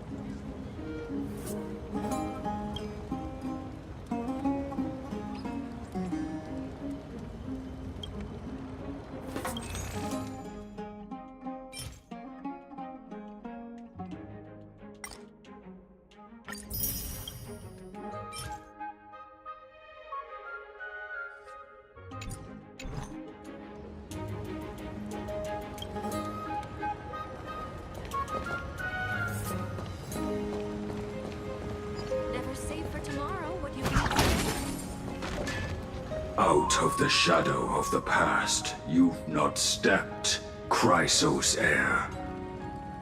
The weight of the core flame, if you wish to bear, you must bury the past. Suspend the pain. I'll try my best, Cartonis, but why keep mentioning it if you already know I can't do it? Here, your guests are. You two. You're back much quicker than I imagined. I thought that Aglaya would keep you for a bit longer. Here you go. This is the compensation I previously mentioned. I asked the most famous Grand Craftsman in the Holy City to repair your spear. Once again, let me offer my sincere apologies for any offense I caused during our first meeting.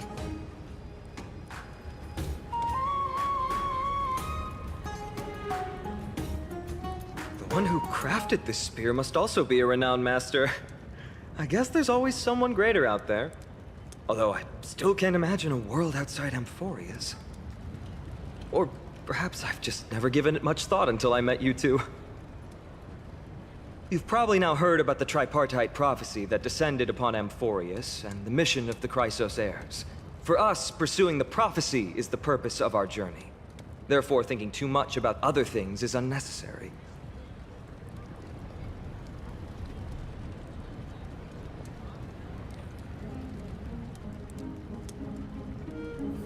The reason it's a prophecy is because it appeared in the form of a miracle. No one knows exactly whose will it represents. There's another theory that it is the whispers of Kefali before their eternal slumber. It was the Skyfather who scattered their divine blood all over the land that gave rise to the Chrysos heirs. Of course, that is just one of many popular folktales. Please, don't simply dismiss it as silly superstition. The people of this world have already experienced the transition from skepticism to firm belief, and this transition wasn't easy to achieve. Many have paid the price.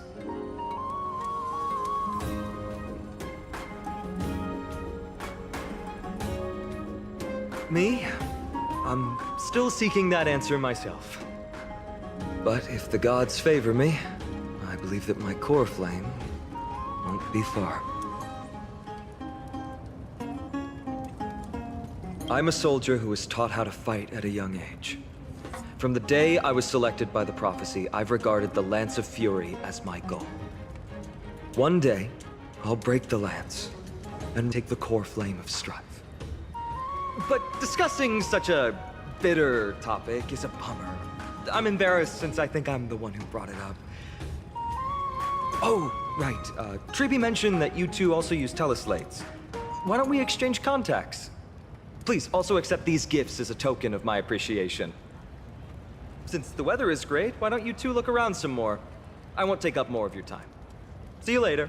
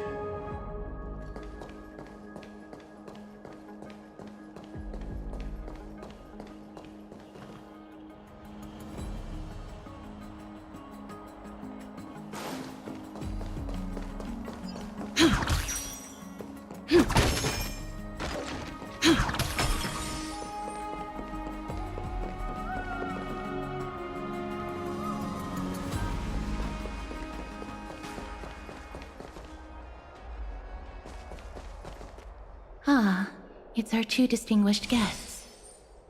Welcome to the dwelling of the Dromases. Well, I'm also just passing by. Yes, I enjoy the air here. It's rather sweet. full of the fragrance of life.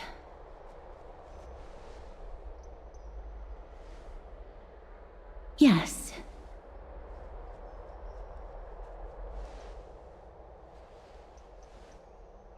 Thank you, Mr. Dan Hong.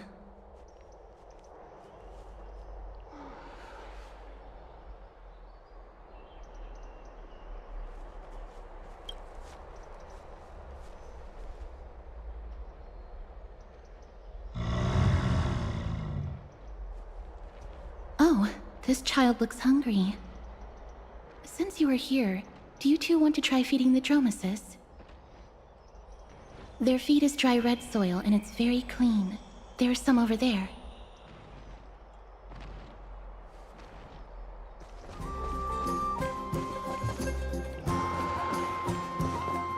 Their feed is dry red soil and it's very clean. There's some over there. Since it's your first time feeding, just a small piece will do. Of course, but it's very bitter and hard to digest.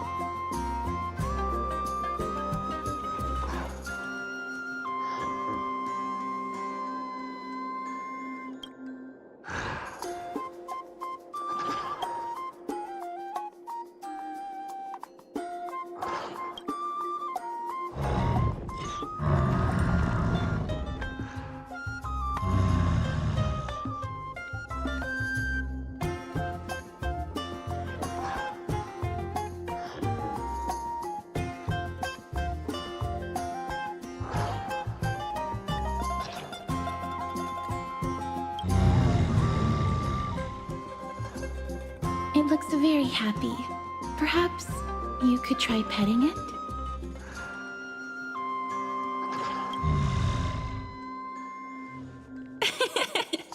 It seems to enjoy it a lot. You get along very well with the Dromus. It makes me envious. Me? No thanks. It's all right.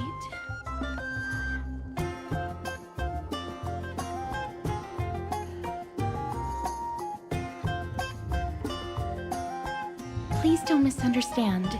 When you helped Akama, you already showed ample goodwill. It's just that I am not too good with social contact, regardless of whether it's with people or with these children. So please don't take it to heart.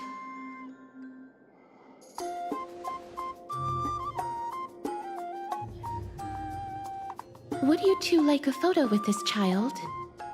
In that case, I might be able to help.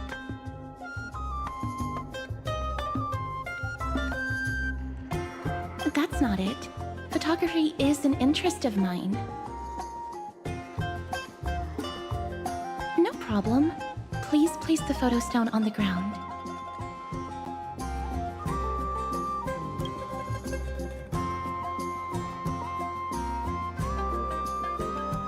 What beautiful colors. It's very cute. The aperture, exposure index, and preset filter. Although it looks different on the outside, it actually has the same internal structure. There won't be any issues. All right, get into position. And we're done.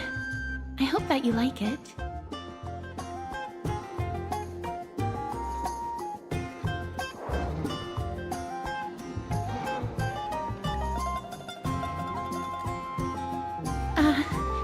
My apologies.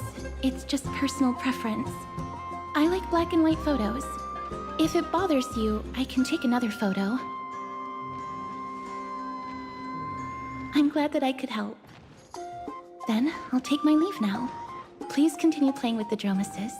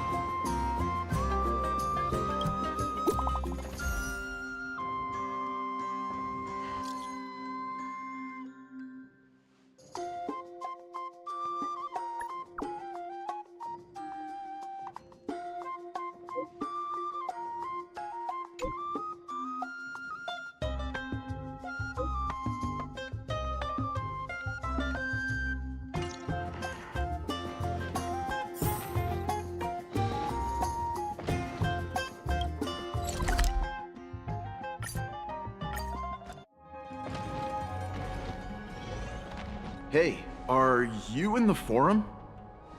Forum? Which one? The one about the rosy celestial maiden? It's getting more popular by the minute. I don't see you in there yet. Hurry up! It's filling up quickly.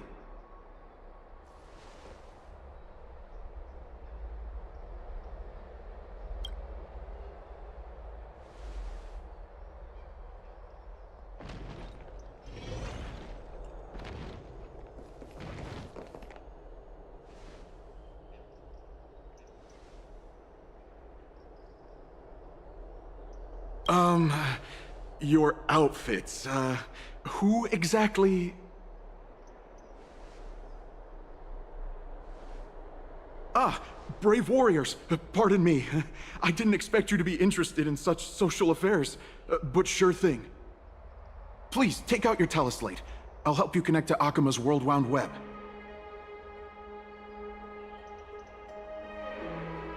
Got it. Please take a look.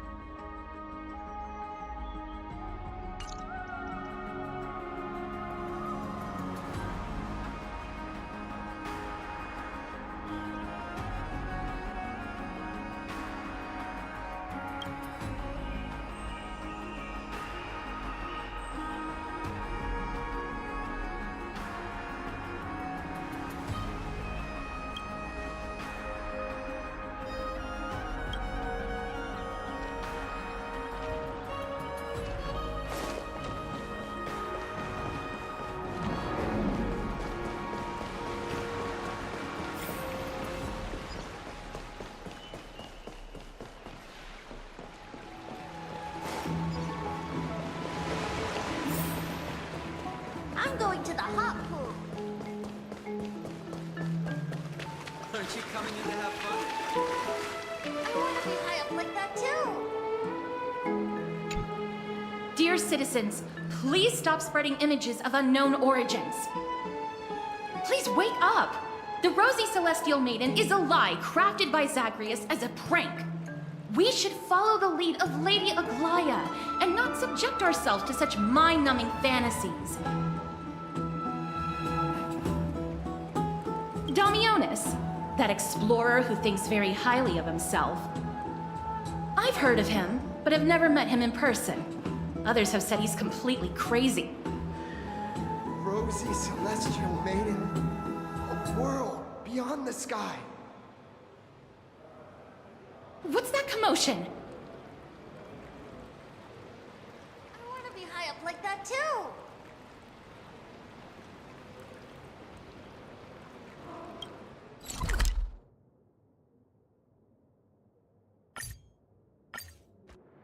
Stop! Stop chasing after me! Don't come any closer!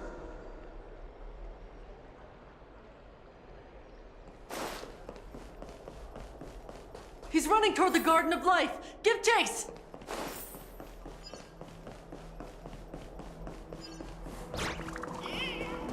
That guy barged into the Chrysos air? What's all this fuss? Celestial Maiden! Celestial Maiden! I want to become a Celestial Maiden one day. Stop that nonsense!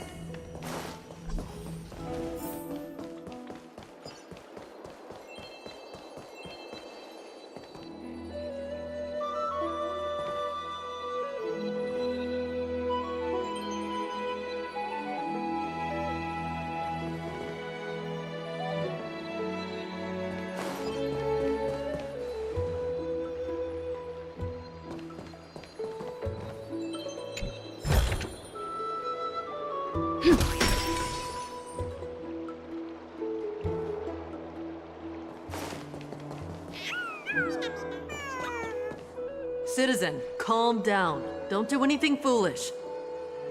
This is the Garden of Life, the holy ground of the Bow of Rift.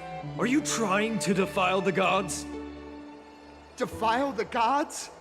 No, you guys are completely wrong. The wise Circes will be proud of me. Just watch.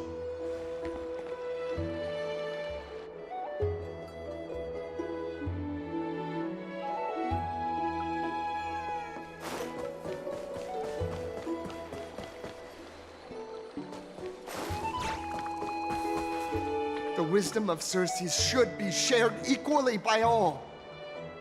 I, Explorer Damionis, shall put on these wings today and touch the sky, proving to everyone that a world beyond the sky exists. Wings? That's right. Right here, right now. That is a giant flying amphora! You're going to fall to your death!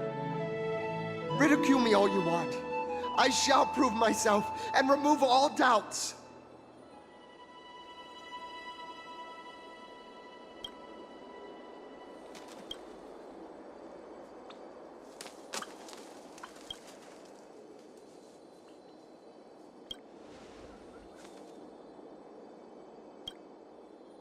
You two are the distinguished guests of Lady Aglaia? My dear friends, I know that you must have your own reasons to hide the truth. I shall not make things difficult for you. But thank you for showing me the image from beyond the sky. Now I shall embark on this earth-shaking undertaking. Damionis always follows through on his words. Save your words of persuasion. I've made up my mind.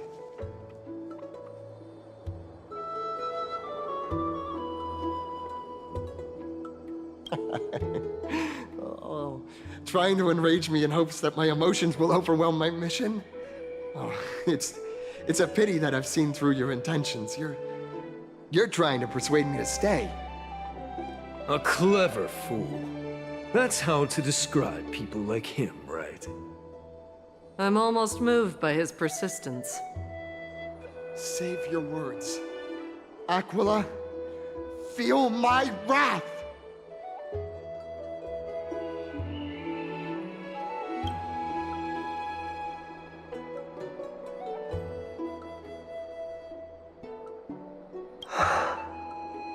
What did you just say? So, I was right? You really are from beyond the sky? A pact? Ah, so that's why he called you distinguished guests of Aglaia. Damionis, we're taking you in for an interrogation.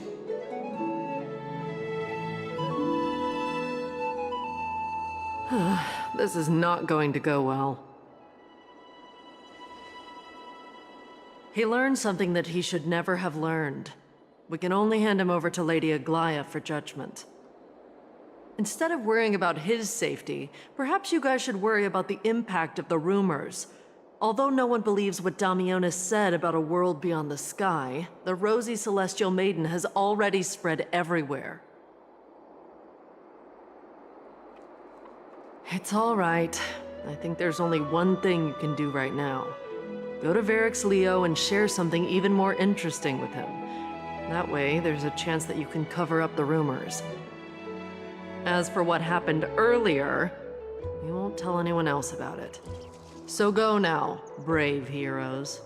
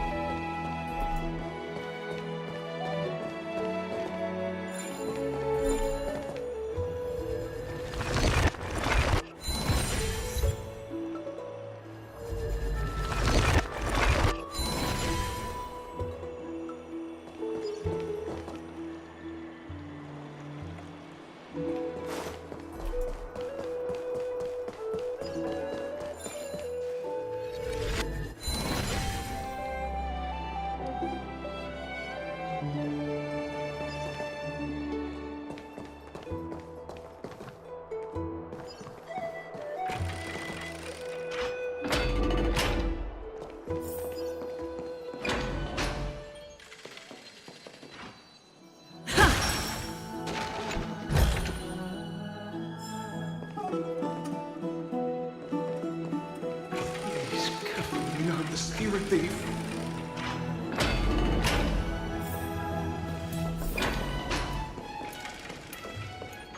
Be in awe of Jews.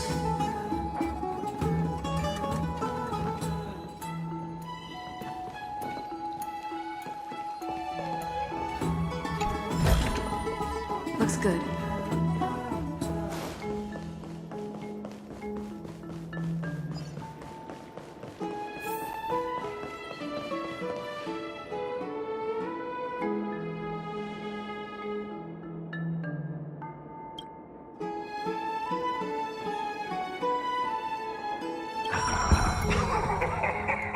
Look who came to visit this mighty lion.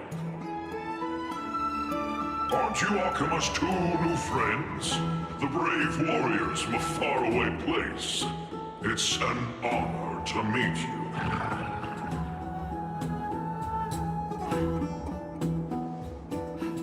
Didn't anyone tell you? I'm the far-seeing eye and all-hearing ear of Akima. I see and hear every single thing that happens in the streets and alleys of this place.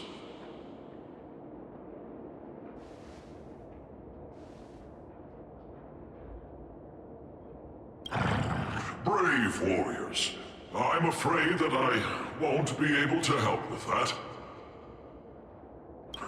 Rumors? As long as the citizens like it, who cares about whether it's true or not? However, the way you two are trying to stop it from spreading further, could there be some other reason? How about sharing it with me?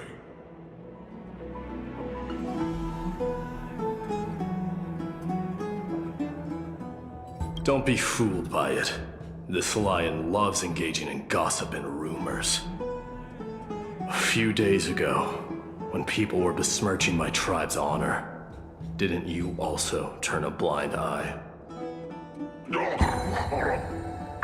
Isn't this Lord Mighty? How have you been lately? The face of a lion, but the courage of a soulless hyena. You and your brothers will do anything for the sake of entertainment, even encouraging despicable acts such as fabricating history. There's no limit to how low you would stoop. How could you call that a fabrication? At most, it's just a little reinterpretation. Artistic reinterpretation. Shut it. Do as they say. Otherwise, I'll turn you into iron dust with my bare hands. You got it. I'll fix that right now. I assure all of you that from now on, you'll no longer hear the words Rosy Celestial Maiden.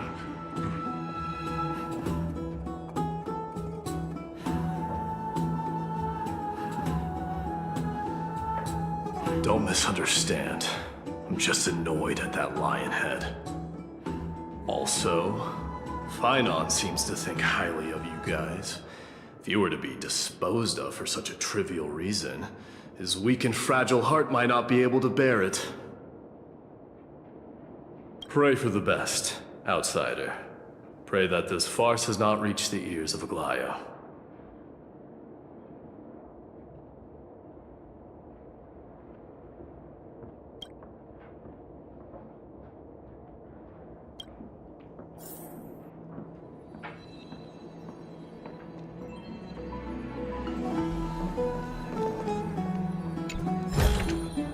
Looks good. Hey! Over here! We've been waiting for quite some time.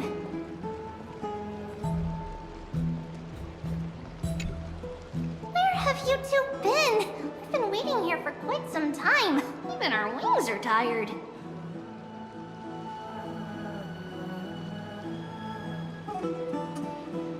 Wow, you guys are well informed. You even know about the World Wound Web?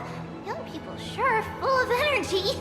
But it's been such a busy day. Where would we find the time to surf the web?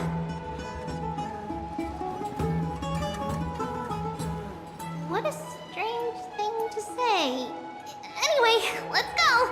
I hope Aggie isn't annoyed from waiting too long.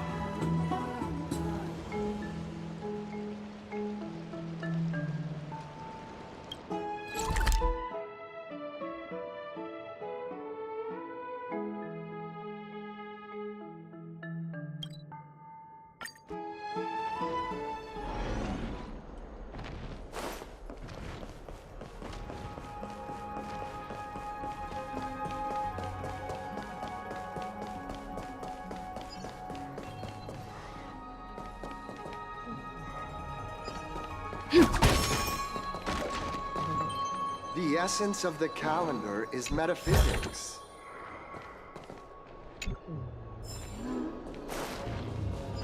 Okay, here's good enough.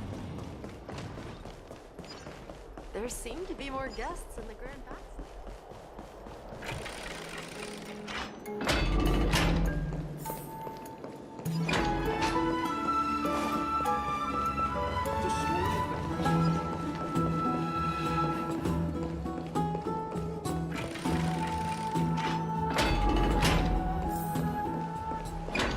Oh, right! You can see the abyss from here! It's quite a nice place for a photo. We'll not be able to live like this.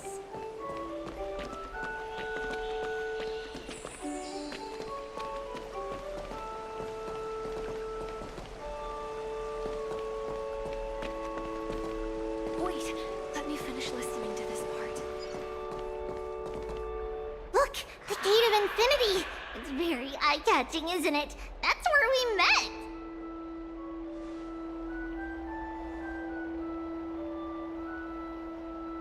Oh well, the past cannot be recreated. All we can do is follow the prophecy and move forward.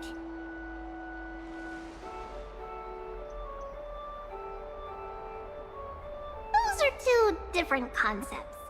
We can draw upon the power of the Veil of Evernight through prayer, and then salvage necessary items from the past for our own use. It isn't actually reversing time.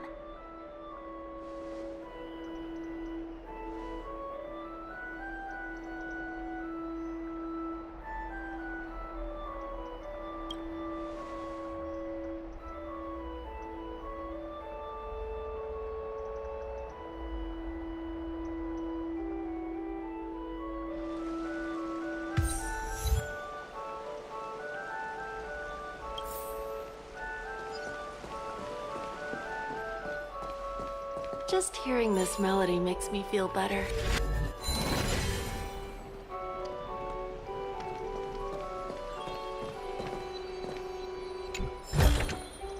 Looks good.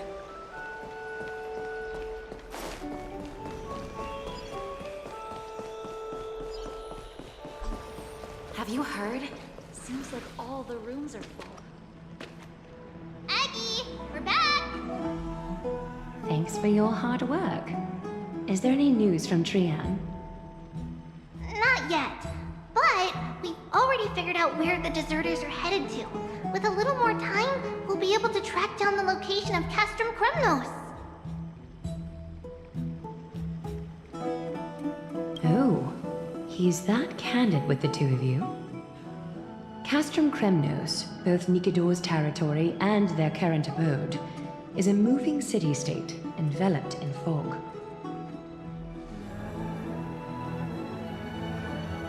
Let's talk about something less serious for now. Would you mind giving the three of us some space, Treeby? Of course. Hope you like this gift.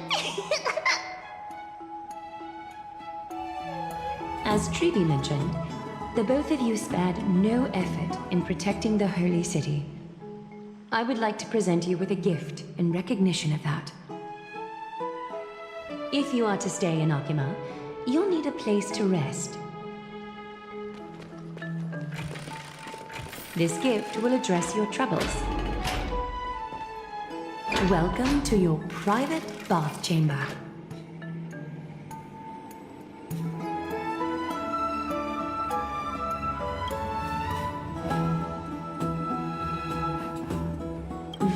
I'm glad that you're satisfied with the arrangements. Here, take some time and get to know your surroundings.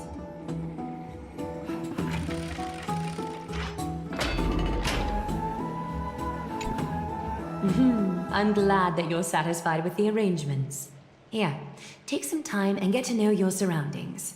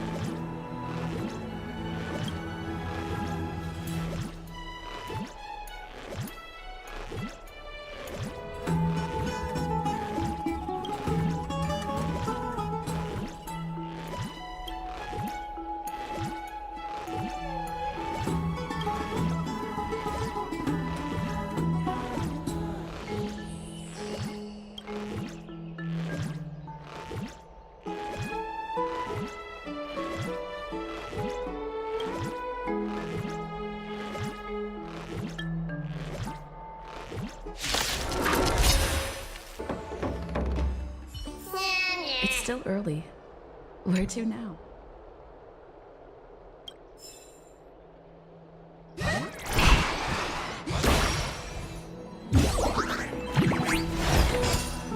Looks good.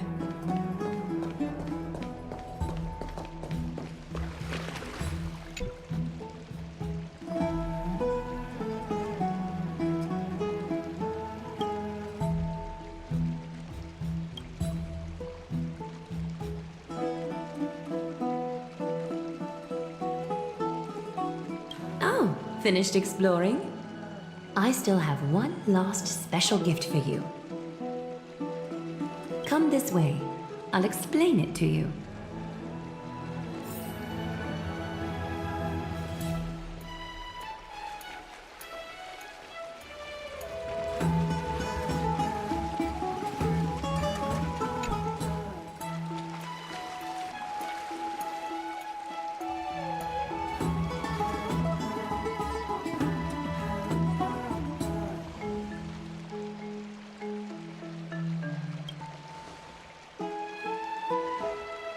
It's not your average wash basin.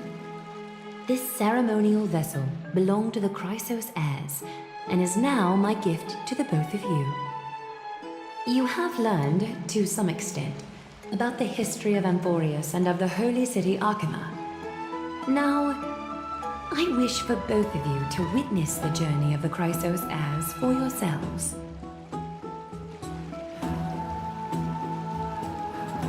In ancient times, Fegusa, the chalice of plenty, concealed the beginning of the world amidst billowing waves. When the ancient ocean priests discovered that place, they used spirit water to build a barrier in order to prevent the site from being disturbed by external forces. However, they also left behind a passageway. That passageway is none other than the ceremonial basin in front of you. Clear yourselves of all distracting thoughts and wash your faces with the spirit water inside the basin. When you next open your eyes, you shall witness for yourselves the Vortex of Genesis, a great sanctuary that houses the original divinity of the 12 Titans. It's also the place where the prophesized miracle of Genesis will occur.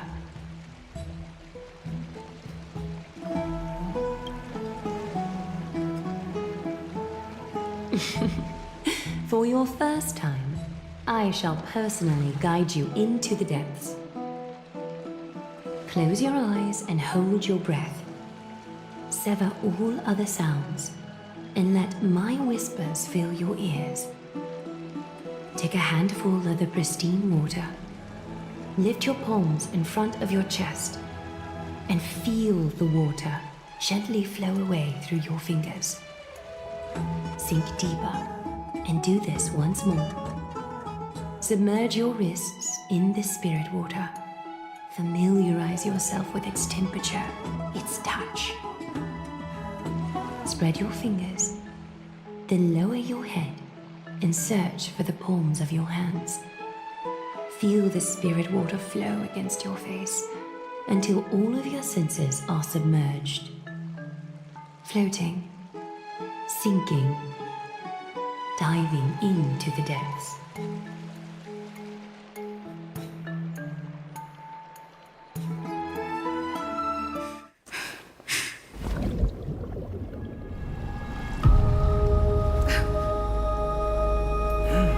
You now stand at the heart of this world. Now, I require your honesty.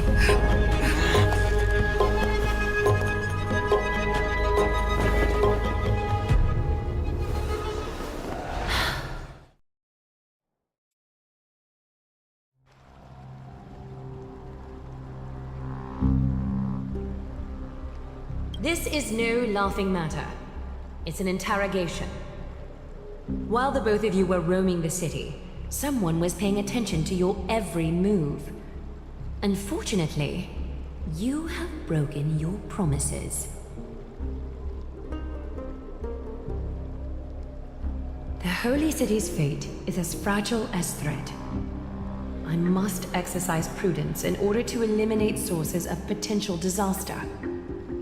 I will grant the both of you another chance to mend our broken trust. The golden thread shall judge on my behalf. If you're truthful, you will live. Else, you will perish. We meet again, distinguished guests. Castorus will be your executioner.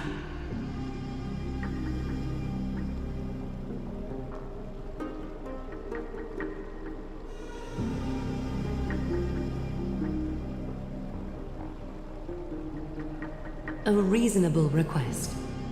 It is indeed my oversight for failing to tell you everything in time. There have always been people in Amphorius who looked beyond the skies.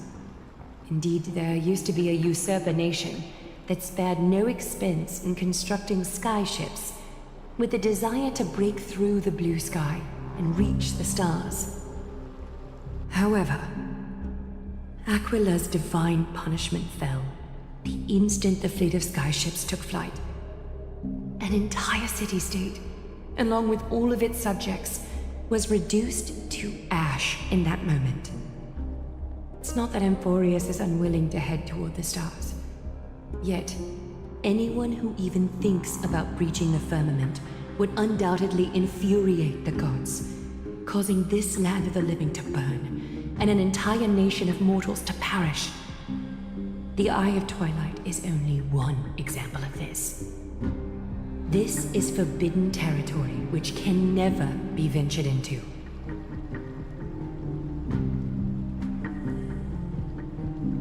Divine punishment has never been fair. As Okima's guardian, I must do the same.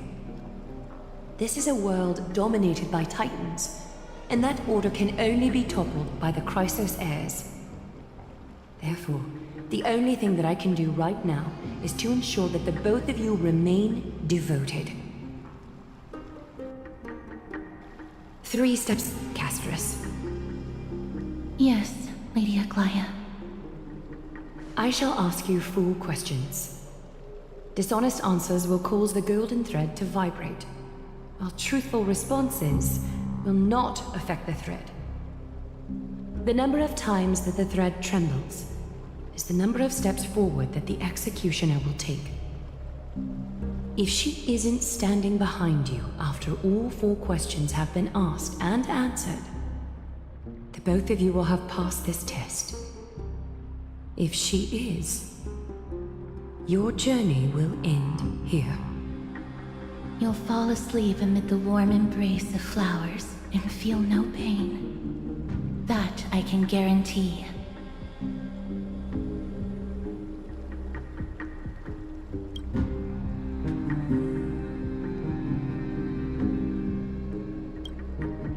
Well then, let us begin. Question 1. Outlanders, why have you come to Amphorius?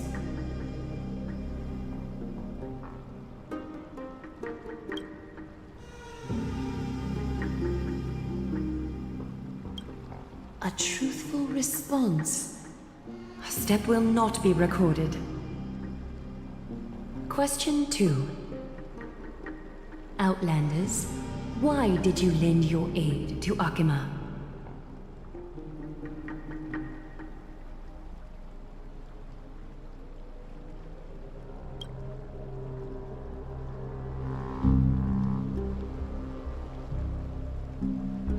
No fluctuations detected. A step will not be recorded. Question 3. Outlanders, if the current situation changed dramatically, could you eventually point your blades at Akima and its citizens?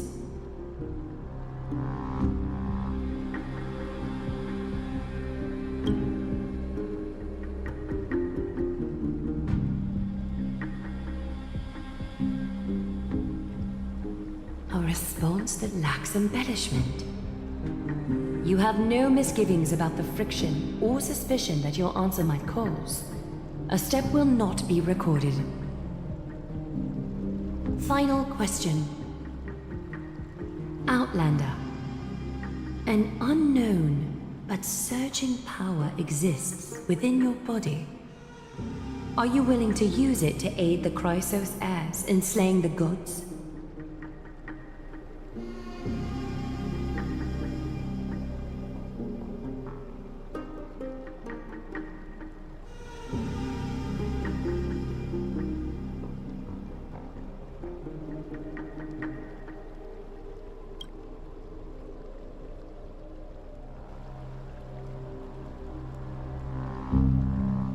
An angry threat, but one laced with uncertainty. You don't understand the power within your body either. A step will not be recorded this time.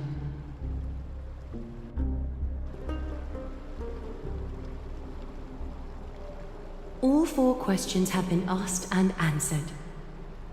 You have earned a second chance with your honesty. Both of you may continue to stay in Akima, and its citizens will continue to view you as distinguished guests.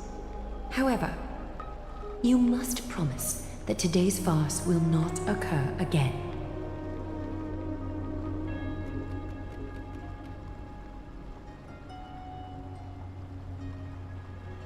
Regardless of your choice, the Chrysos heirs will continue to follow the path in the prophecy.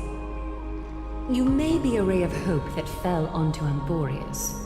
However, until all has been proven, you cannot be allowed to pose a threat to Amphorius.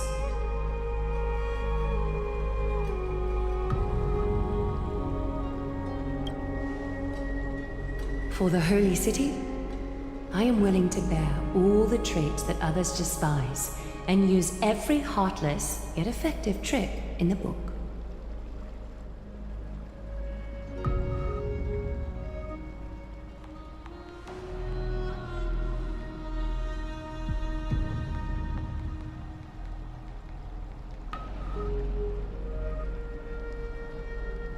I respect your decision. Hold on!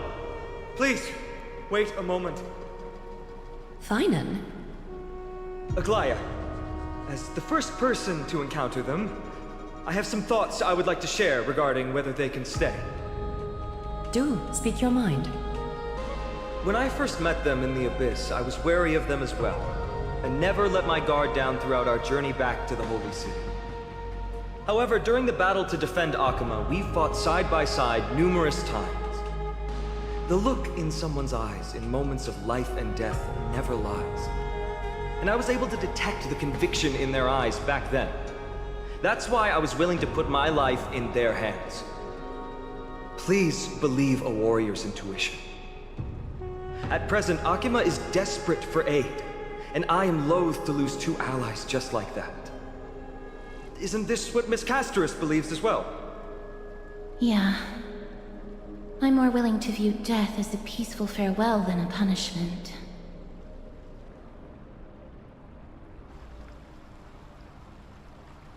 So 2 Chrysos heirs are willing to vouch for you.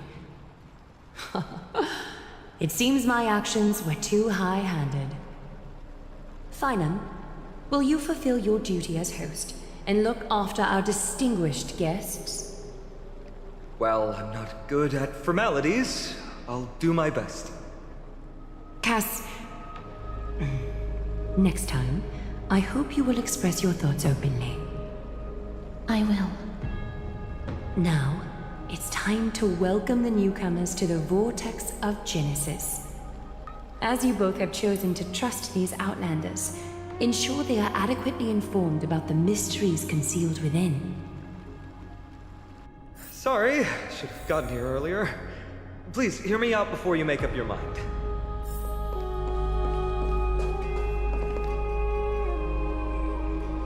I swear by the honor of the Chrysos heirs here, that your lives were never in danger. Before the interrogation started, Miss Casterus already sent a message to me, hoping that I would stop Aglaya. Only a select few can sway Lady Aglaya, and Lord Finon is one of them. Oh, please stop. Aglaya, she has long sealed her heart in ice for Akima's sake. Maybe this is the price of being a demigod. Standing among mortals, yet still so far from them. One more thing to explain. Let's not worry about that for now. You'll soon find out that Amphorius' deepest secrets are all hidden here. Well, first, kindly look upward. What you see right now is the astral zodiac of the Vortex of Genesis, divided into 12 parts that record the flame-chased journey of the Chrysos heirs. The 12 vacant signs symbolize the 12 titans of Amphorius. while each illuminated constellation represents one core flame that mankind has restored to its rightful place.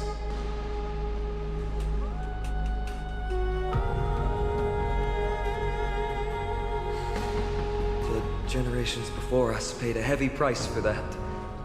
The journey of the Chrysos heirs once faced immense hurdles and made no progress for a very long time. It was Aglaia and Tribi who rallied the Chrysos heirs from all over the world once again, leading us to re-embark on this prophesized journey.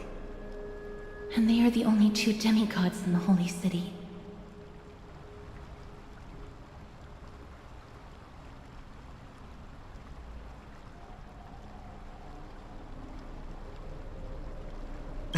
Worry not.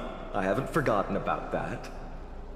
In the past, the Titans were the pillars of the world. Yet the prophecy's revelation is that these 12 pillars must be shattered and the world's order reconstructed. But here's the problem. After the fall of the old gods, someone must hold up the broken pillars and fill the vacant seats until the coming of the miracle of Genesis. Otherwise, the entire world will collapse before the prophecy comes true. Aglaia and Tribi have already laid their own gods to rest, making them now both human and divine, as well as the bearers of Amphorius' fate.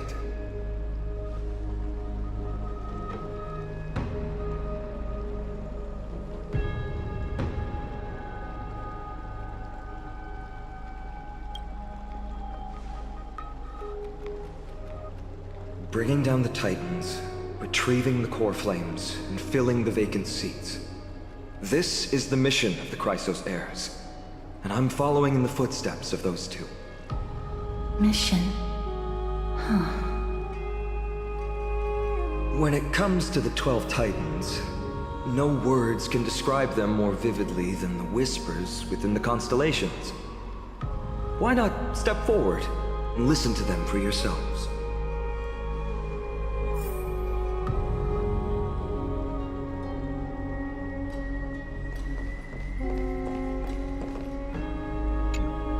Chrysos heirs, demigods. Is what's written in the prophecy truly Amphorius' only possible fate? Sorry, I was just thinking out loud. Please, step closer and listen to the voices of the Titans.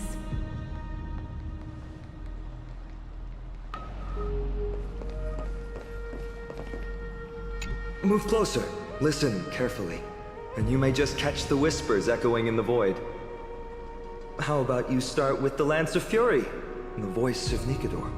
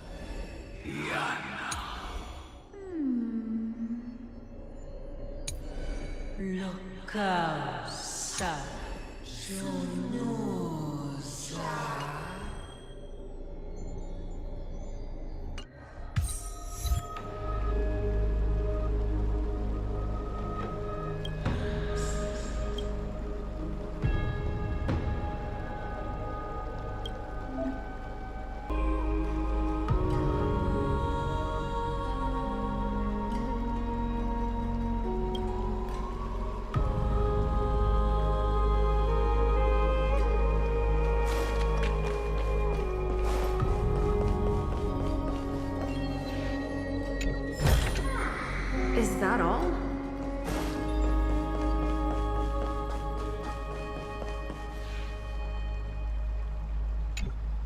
So? Did you hear it?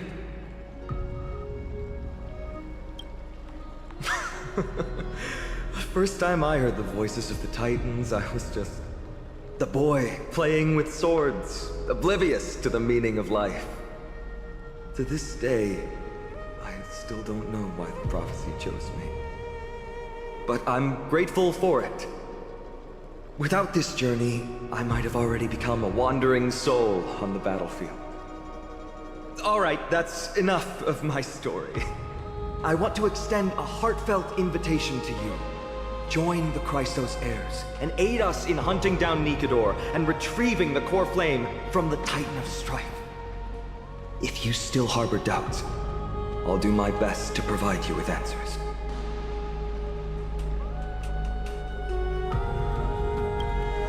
Unfortunately, the workings of the prophecy still remain a mystery to us all. The only reliable speculation is that it favors those caught in dire circumstances and bestows miracles upon them.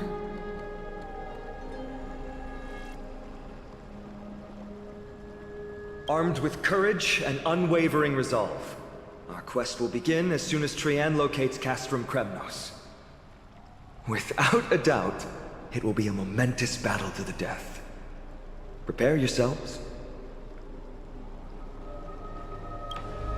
Legend has it that the first Chrysos heir was born millennia ago. Since then, the Chosen Ones began to walk this earth. Then came the Chrysos War. A conflict backed by the gods, yet one that brought much bloodshed and claimed many heroes. By the time of my birth, the tales of the Chrysos heirs had become more like legends than historical accounts. If there are others called forth by the prophecy, I trust that fate will guide them to us. The path ahead is bound to be perilous, and I won't impose my will upon you. Yet, if you choose to stay, I, Finam, from Aedes Elysiae, will spare no effort to bridge the gap between you and the Chrysos heirs. Thawing the ice in Lady Aglaya's heart won't be easy. But I will do my best as well.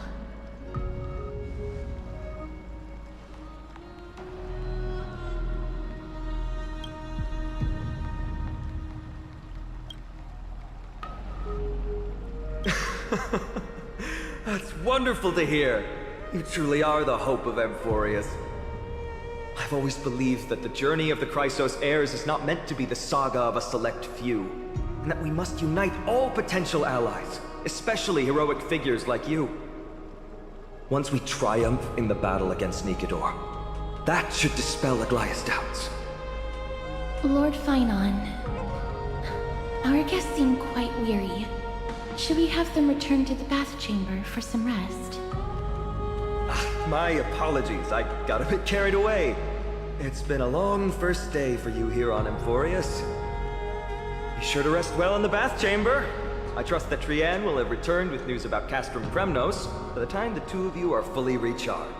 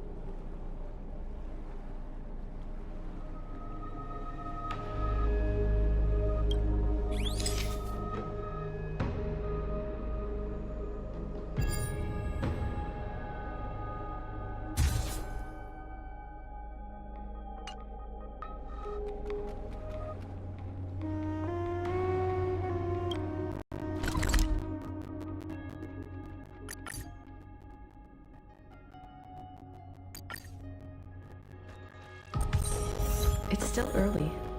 Where to now? I'd love to go Look.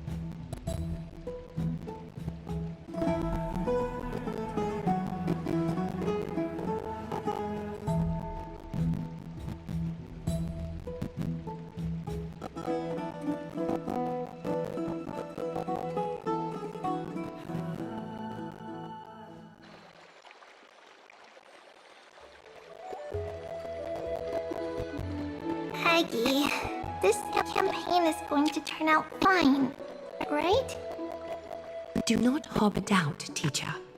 As the interpreter of the prophecy for the Chrysos heirs, any uncertainty in your words may undermine people's resolve. Alright. But it's just you and us here. By the way, Aggie, I was actually wondering, when you were in the vortex earlier with them, were you actually going to... Certainly not. That's good to know. Why even bother to ask? If you were truly convinced of my intent to harm them, you would have intervened. You sure don't miss a thing. We are just curious. What is really going through your head, Aggie? Initially, my plan was to use the threat of banishment to test their resolve and perseverance. But I noticed a sense of unease in Castris.